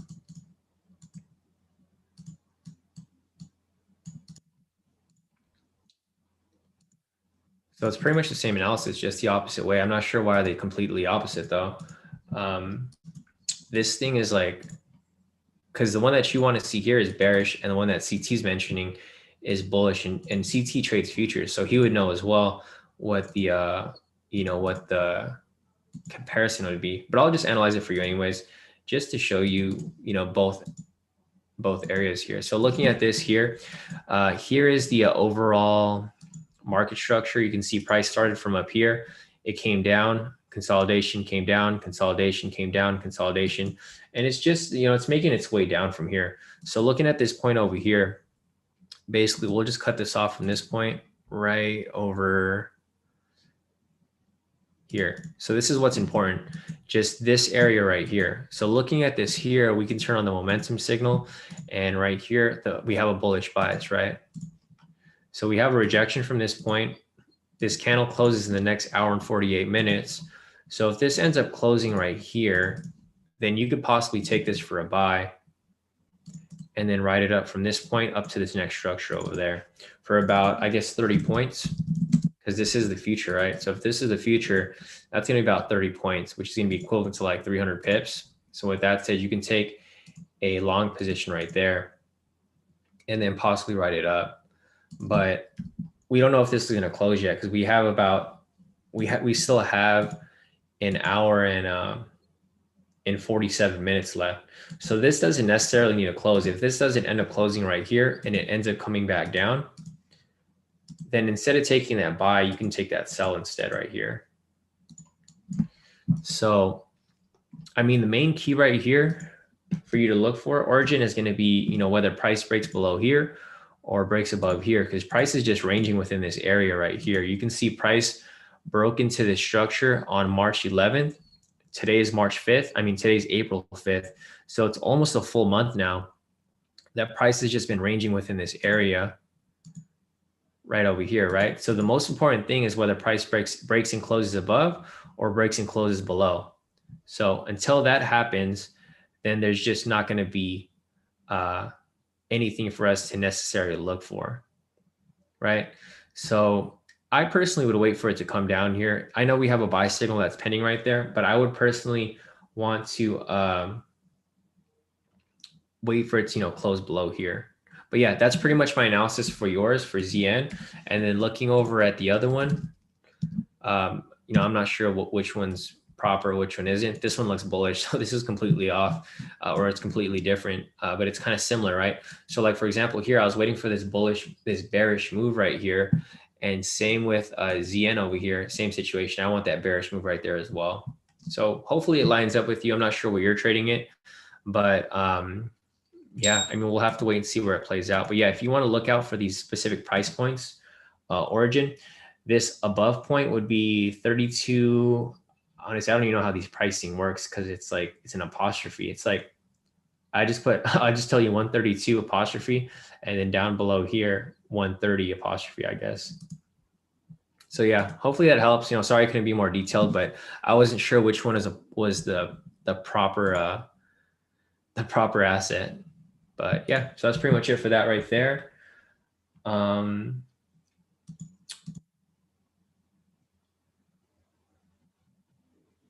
gosh, okay, so they're different. Oh, okay, CT. Oh, that's what it is on FTM. Oh, okay. Yeah, I mean, it's kind of confusing because TradingView has so many different assets to look at. So I was even confused myself. And this isn't something that I ever traded before. So that's why I couldn't really pinpoint it. But yeah, hopefully that helped out with whatever you're looking for, Origin. And hopefully you're going to win that trade if you end up taking it. All right, so other than that, let me go back to US 30. All right, we have another scalp here that's available if you guys want to take it. We got about 1 minute left on this candle. So let me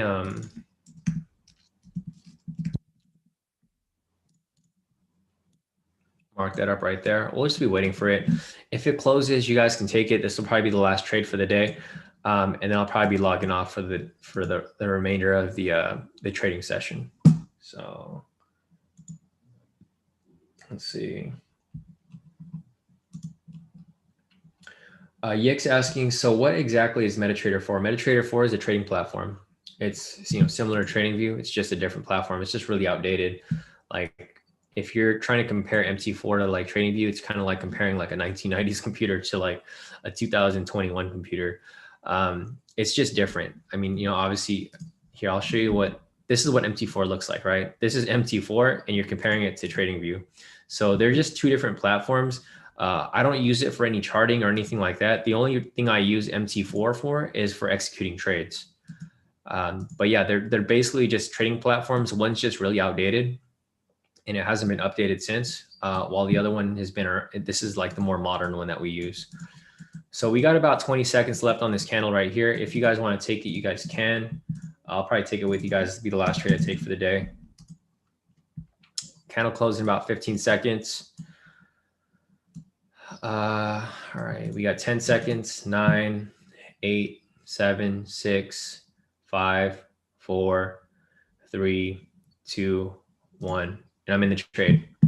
So I'm in the trade with you guys right here. If you guys want to take it, let me just set up these parameters real quick for my own account. All right. And I hate doing the freaking math on this. I wish FTMO would just have similar pricing, but I got to do the math. So 33,608 minus 15. That's going to be the TP right there. 33,533 minus 15. That's going to be the stop loss right there. All right. So I'm currently in this trade right now with you guys, currently in profit. It's looking all right. Stop loss can be 33,518. TP is going to be 33,593. All right, so I'm currently in profit about a couple $100 right now.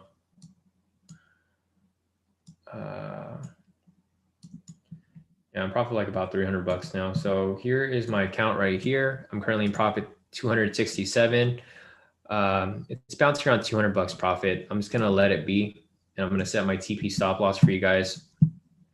I already did actually. So I set my TP stop loss there. Steven, if you want to enter this trade, your entry point is going to be 33,578. I just did the math in my head. Sorry if that's wrong, but it should be about right. TP is going to be 33,593, and then your stop loss is going to be 33,518. So there goes the parameters for you guys. I'm going to set an alert right here real quick. Gosh, 3-minute scalp. All right, so I got an alert set up right there. It's already established a new all-time high. So a new all-time high again right there. I'm in profit about $600. It's looking good so far. Let it be. And yeah, this is pretty much running at that point. So here we go.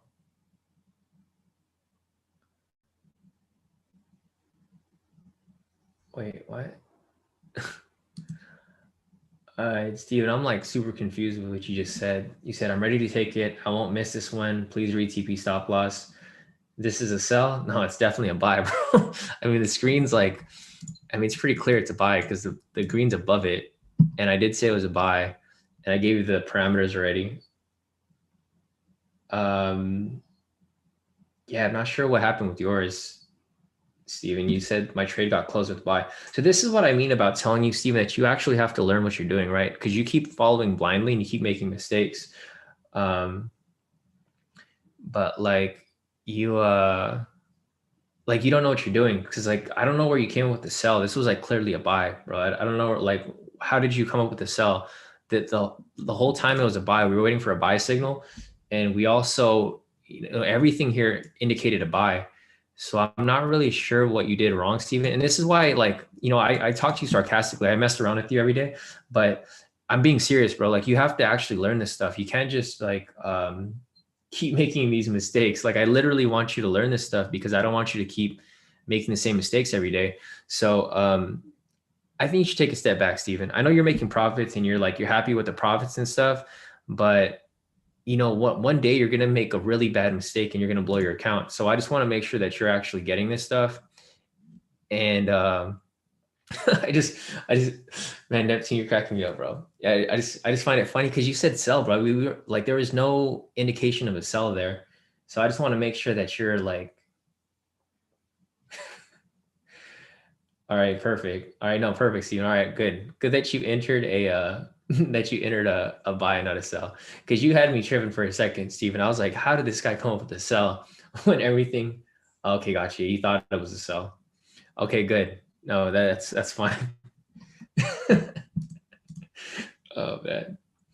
Yeah, no, you're good then, Steven. But yeah, going back to what I was saying before, Steven, I want you to actually learn this stuff and not just keep no, he's not a troll, right? Ryan said he's got to be a troll. No, Steven's been with us for a while. He's been with us for like a couple months now, but I think he just got confused somehow. I don't know how he got confused, but he did get confused. All right, so we're on our way to we're on our way to TP right now. All right, perfect, Steve. I'm happy for you. Steven said I'm in profit now. So yeah, good work, Steven. Good work.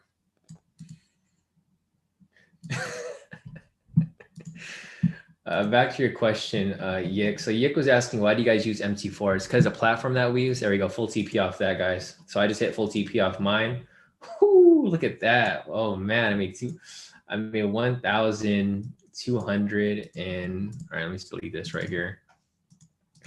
And then I'll get you guys with those buzzers. There you go, guys. Full TP off that scalp right there. Let me show you guys my profits real quick. All right, so today I took 3 trades with you guys here on the live session. I took the first one, I made 430. The second one, I made 1,072 and 50 cents. And then this last one that I just took with you guys, I made 1,245. So for today so far, I'm I mean, I don't even have to add this up. I'll screenshot my profits real quick and I'll send them over to you guys. So let me just give you guys another update in the premium real quick. So nothing but TPs today, guys. So congrats to everybody here in K2 who has been profiting with us all morning. Marcus over here, he hit his full TP. Congrats, Marcus. I know your 2-hour trade hit. So nice work off that, bro. Nice work off that. So let me and Steven, I hope you hit a full TP off that, bro. Oh man, so you cracked me up, dude. You're a funny guy. You're a funny guy, but you know, okay, perfect. Yeah, you hit TP. Yeah, no, you're good, Steven. All right, perfect. Yeah, you're good, Steven. And you give us a good laugh every day, Steven. You got to make sure that you hop on these live sessions every day. All right, so it looks like, all right, so full TP off that. Let me get this one over here. This one off this as well. And then we got that right there. And I'll send you guys my profits too. So if you guys want to send me your profits, go ahead and send them over. We'll update the list. And then I will take a screenshot of my profits.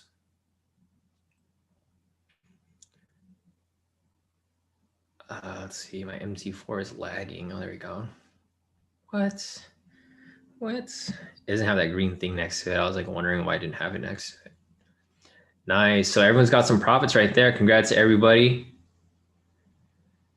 Congrats to everybody. Let's see. Wait, why didn't the trade take on my other account? The heck? Or I'm confused why I didn't take on my other account. Oh, because it's not loading. MT4 sucks, dude. It always lags. Wait, what the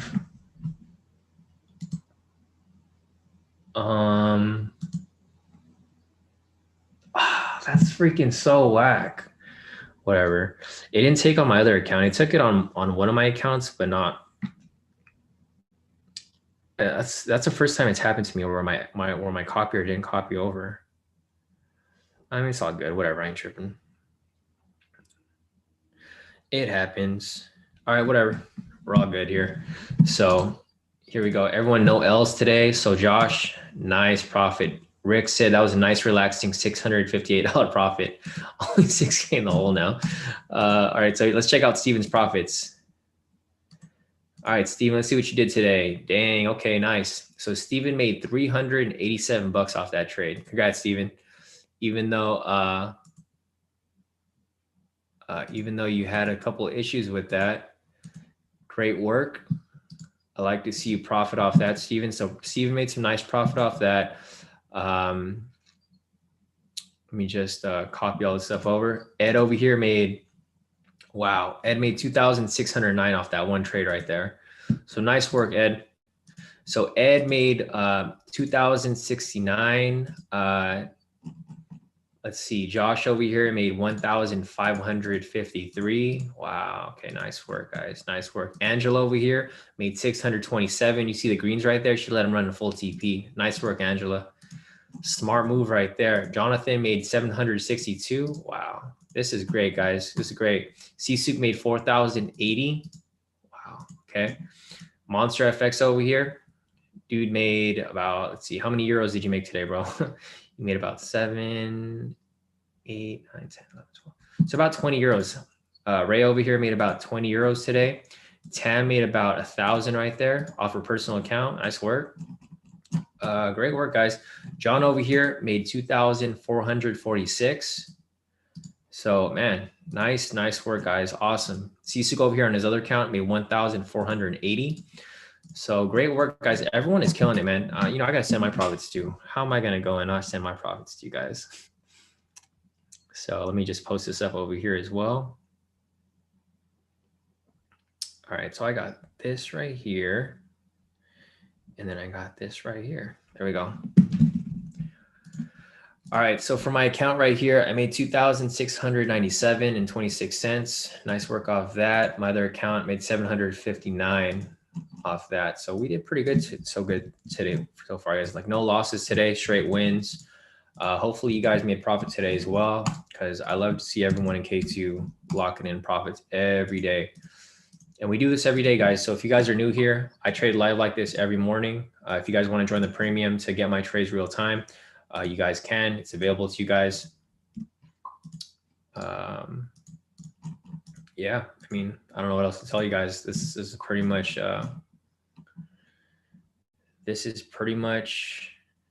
it right here. Yeah, this thing's still pushing up too as we see it. And just to make that money. Yeah, no, definitely, guys. Congrats to everybody here. So let me see.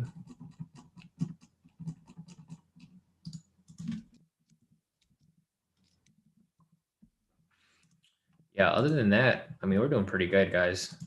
Pretty good. So everyone on point with their profits. Let me check this real quick over here. All right, so it looks like we're good. Nice. So Steven said I'm actually increased my lot size to 3. Shawn is 5.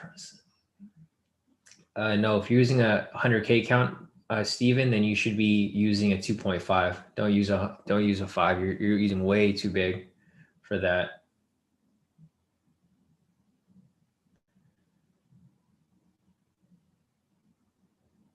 Damn, Steven missed it. Yick's asking, so you use MT4 to execute orders for Hugo's Way and FTMO, or do you use? Yeah, no, use the same thing. MT4 is what's supported by Hugo's Way and FTMO. So that's what we use on there. I mean, there's other platforms that are available for you, Yick, but that's what we use. So if you just want to use what we're doing, damn, look at Billy over here, dude. Damn, Billy locked in 3,446. He's done for the day. Nice. Congrats to you guys, bro. Everyone's doing really, really good. So far, it looks like everyone's killing it.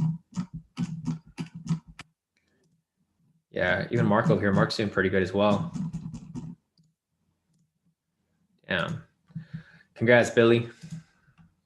Billy's almost done with his FTMO as well. Jonathan said, here at K2, we see it, we snipe it. Exactly, right? So yeah, guys, I think that's it for this session so far. Let me go ahead and take a look at the Forex pairs to see if there's any entries that are possibly available. If there are, I'll call some Forex trades for you guys. But other than that, let me see if there's anything else here. So no entry there. Nothing there, nothing there, nothing there. Nothing there, nothing there, nothing there, nothing there, nothing there. I'm just scanning through these real quick, guys, to see if there's any entries for Forex. I don't see anything available now. Our US 30 trade still active right now. It's about to hit full TP for 50 pips on its way up there. See if there's anything else here. Nothing there. Nothing there, nothing there, nothing there, nothing there. GU trade, this would have been nice too. NZD CAD. This is the one that Steven just mentioned right now. I'll keep that marked up right here. So I'll come back and take a look at that shortly, Steven. Thanks for reminding me about that. This would have been a good trade right here as well. I didn't take it, but you know, if you guys did take it, that would have been the move right there. Ryan's asking, will your indicator work on C-Trader or do I got to use TradingView? It only works on TradingView, bro, unfortunately. I mean, I know I found out about C-Trader recently too, but I don't think C-Trader has the same platform. Like it doesn't have the same capabilities of TradingView. So you would have to use TradingView for it. So what some people use, so let's see, we got, where's Sam at? I know Sam, he uses C-Trader. Let me see if I could find Sam in here.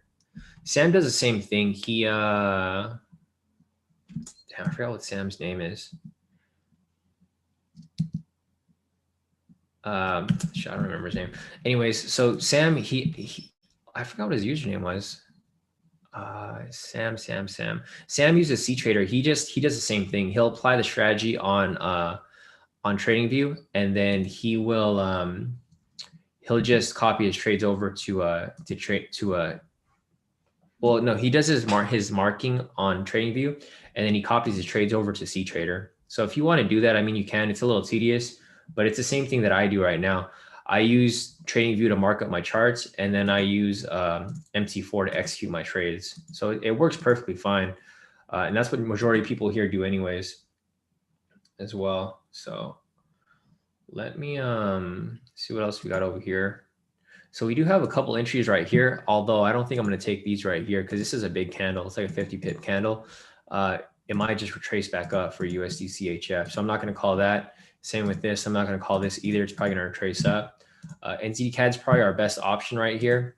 But let me see if there's an entry that's, we can possibly take. Let's see. So we'll just match up the NZD ZXY with CXY. So this is kind of tricky right here, Steven. I don't know if I'm going to call this. Oh, Sam. Yeah. So Sam is, he's one of the guys that actually does it.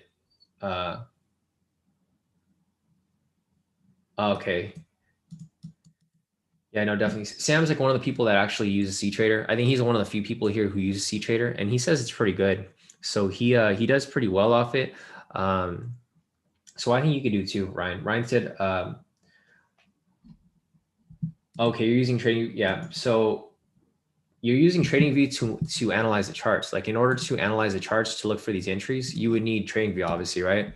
But once you see an entry there and you see like, a buy right here, that's when you just execute the trade. I have two screens here. I have my TradingView right here, and I have my MT4 right here on my other screen. So when I see a trade here, I just hop into the buys. Like when I see the trade running right here and I count down, I'm like 5, 4, 3, 2, 1. I just have my finger on the buy button over here on my MT4 on this other screen, and I just click buy. I enter a market order, and that's how I enter the trades. So that's the that's how you would do it. And I'm pretty sure that's the same thing that Sam does as well. He executes the trades on a CTrader, but he does the marking on actual TradingView. All right, so NZD-CAD right here. This is what we were looking at, Steven. Yeah, this might be a trade, so I might call this right here. This candle closed in about 15 minutes, so I'll come back to that in a little bit. Let's see where our target's going to be. I'm probably not going to go for anything too crazy. Maybe like, maybe like 50 pips. Yeah, 50 pips looks solid. So I'll come back to that when we get over here. All right, so I'll just come back to this shortly. Let's go back to US 30 to see if there's another last minute scalp that we can possibly take before we call it a day for this trading session. Let me just scroll up real quick, see if I missed anything else before I continue down. Okay, scroll down.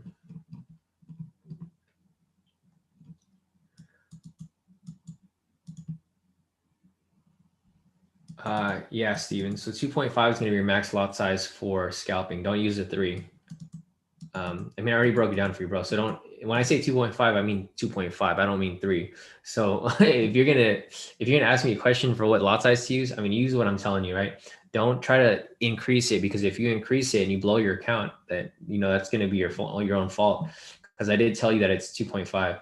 So Steven, just if I tell you something, you gotta listen and don't try to change it a little bit, because if you change it, that can mean all the difference whether you blow your account or whether you keep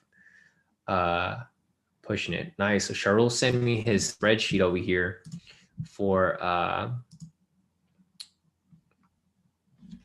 gold.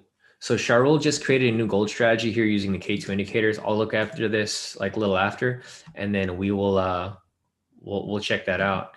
So let's see, Camo over here. Nice. Camo, so you're brave today. Proud of you, Brody. Thanks for the wins. Yeah, definitely, Camo. I'm glad you locked in some nice profit off that. Other than that, I think that's it for this right now. Let me check the chat to see if I missed anything else. King Kong said, I got 2 questions. What software do you use to copy your trades within your account? I use Social Trader Tools, King Kong. So if you want to look that up, just look up Social Trader Tools. And does FTMO fund me to trade? I mean, they could fund you if you know how to trade, King Kong. They're not just going to fund anyone. So as long as you can be consistently profitable, then yeah, they'll fund you. But you have to pass their challenge. And that's how you would get funded. You don't just automatically get funded right away. Yeah, No problem, Steven. But yeah, don't over leverage, because if you over leverage, you're gonna run into some problems.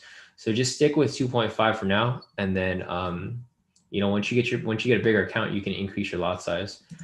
Yik said, I have not ever traded Forex or indices before. I've been watching the live since last week, been trading OTC market for about 2 years. Thinking about I should start trading my own funds, make sure of things. Yeah, definitely, Yik, you could. I mean, you'll never really know until you start, right? So until you start, you'll know whether it's for you or not. So I think it'll be for you, because I used to trade stocks before this too. I traded stocks about 10 years ago, and then I moved over to Forex, and then last year I moved over to indices. So, you level up from there, basically. Yik said, I've already watched the majority of the free course, just waiting for some funds to be available in order to join the premium so I can get access to more study material. Yeah, definitely. Once you get in and you have the actual indicators, you'll have a better understanding of how everything works. Because I can only teach you guys so much. The more that you guys learn is from actual execution, right? Once you start doing the trades yourself, that's when you'll start to actually learn and actually know what you're doing. Yeah, Neptune said bear signal on US 30. I'm looking at that too right now, Neptune, waiting for this buy signal to appear. If this buy signal does appear, then we can take another scalp right here before we sign off for the day.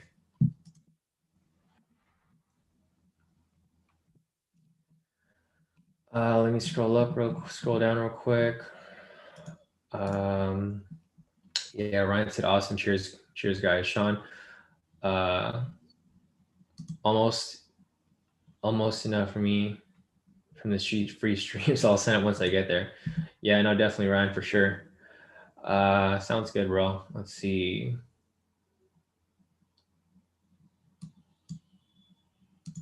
Steven's asking what ratio for the 3-minute scalp. For the 3-minute scalp, it's 25-50. It's a high win rate strategy, and we just go for the quick move. So it's usually, it's usually through here. Like we usually just try to, lock in these wins for sure. Let's see. Ryan's asking, you done it all through K2, Marcus? Yeah, for the most part, I think he has. Like, if you guys look at like the entire chat with me and Marcus, like if you guys look at any of his charts, he has the K2 indicators on every chart that he uses. So yeah, he's pretty much using K2 to pretty much lock in, all of these profits. So if you look at all like the whole chat that I have with Marcus, he's always using the K2 indicators. So he does pretty well off that. But I don't know, I guess you could ask him yourself if you want to know, but I'm pretty sure he does, because he uses the K2 strategy. Like this is the strategy that he uses. He just changes it up a little bit. His variation is he uses the 1-minute zones, and then he takes entries off the 8-minute. So it's similar to this right here, except he just uses different time frames. So like I was saying before, a lot of people create their own strategies within K2. Like they see what I do, and then from there, they can they can create their own strategies from that point. It's easy. Like once you understand how the indicators work, you can create your own strategy from that point. Let me scroll up real quick. Yeah, Ryan. So Marcus just responded to you down there. He said he does. Let me see if there's anything else over here real quick. King Kong said, can anyone using CoinEx or Hugo's Way tell me what lot size they use from the start? So King Kong, you should be using a 1.01 lot size per $1,000 in your account. If you're using Hugo's Way. If you're using CoinEx, I can't answer that. Sorry. I've never used CoinEx before, so I'm not sure what their measurements are like. Steven's asking the parameters. Yeah, well, if we have an entry there, I'll call it, Steven, but we don't have an entry available right now. So if we do, I'll let you know. But other than that, I don't really see anything else.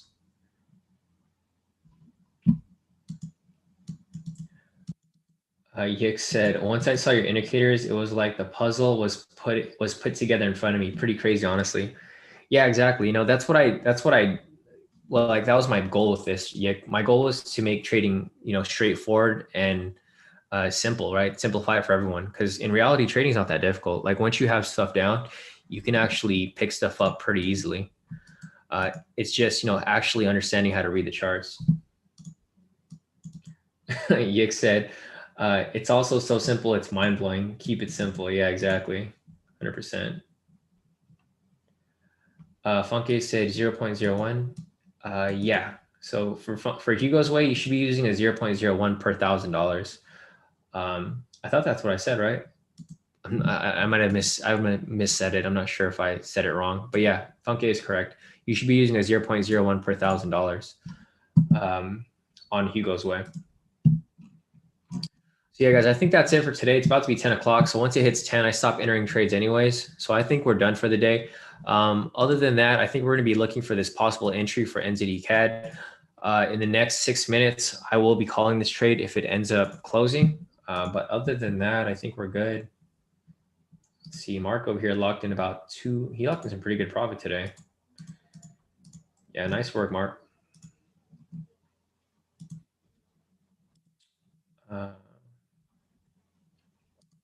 Let's see, CT sent me another. He said, let me know what you think about the above reference, the conversation with Josh about 300 buys above. I'll take a look at that later, CT. I'm not sure what you're talking about there, but I'll pull it up right now. I think you mentioned it. It was probably in the chat, right? One of the chats. Yeah, I'll take a look. Oh, gotcha, King Kong. Yeah, I thought I said 0.01. Yeah, no, definitely. I think it's going to be 0.01 per $1,000 for Hugo's way. For CoinEx, it's a lot different. I think you can add it to a 0.10 because it's they're measured like totally differently. Like I think they use mini lots, so you just move the decimal over by 1. All right, guys. So I think that's it for today's session. I mean, I've been on this session for like almost 4 hours now. It's time for me to take a break. We made some pretty good profit today. So yeah, going back to today's profits, we all did pretty well, including myself. Usually I don't really like to share my profits because, sharing my profits, this isn't impressive, right? I can make profits every day. Like you guys see me profit every day and I trade these strategies. So, me showing you my profits is not a big deal because obviously I know what I'm doing here. The real good thing here is when I show everyone else's profits, right? Like Mark over here made 3,400. Mark on his other account made 2,262. Billy over here made 3,446. And you guys can see here, these are our real K2 members. Like these are all different accounts and you can see them here in the chat as well. Also looking at the timestamp right here where it says today, this is pretty much, everyone here who's made profit this morning. Sisuk made about 1,480. John made 2,446. Tam over here made about 1,000. Ray over here made about, I think, 30 euros. Sisuk on his other account made 4,080. Jonathan made 762. So obviously, I can go through this all day. Literally, I can show you everyone's profits like literally all day. And there's a ton of profits here that are being made by all the K2 members. So congrats to everybody today. Man, we're going to have a lot of profits to share today. So once I get off this session, I'm going to send you guys all the profits for everybody here. But we got a ton of profits today. Look at this. This is like crazy. This is just from today's timestamp. We got about 1, 2, 3, 4, 5, 6, 7, 8, 9, 10, 11, 12, 13, 14, 15, 16, 17, 18, 19, 20, 21, 22, 23, 24, 25, 26, 31, 32, 33, 34. So about 34, 35 profits here. Yeah, Marcus over here too. Look at this dude locking 209. So we got another one right there. So we got about 30 people with profits this morning just trading with me during this live session. So hopefully you guys lock in some profits as well. I'll send over the trades to you guys shortly. But other than that, I think we're done for the day. So thanks for showing up, guys. If you guys have any other questions, feel free to reach out. And other than that, we'll be back here live tomorrow morning. So one more question from King Kong. King Kong said one more question. Hey Shawn, last question. What percentage does FTMO take off the profits? Just want to make sure I ain't making someone money. You take 70% of the profits. So the profit split is 70-30. I mean, obviously you're making the money, but you do keep a pretty decent share of the profits. So that's pretty much, what the profit share is for that. And King Kong said, I like seeing profits, even though I haven't taken any of these trades. It makes me smile because I know I'm about to fire my boss. Yeah, no, definitely King Kong. So yeah, guys, thanks for showing up. I think that's it for today. So if you guys have any other questions, just reach out to me on Telegram.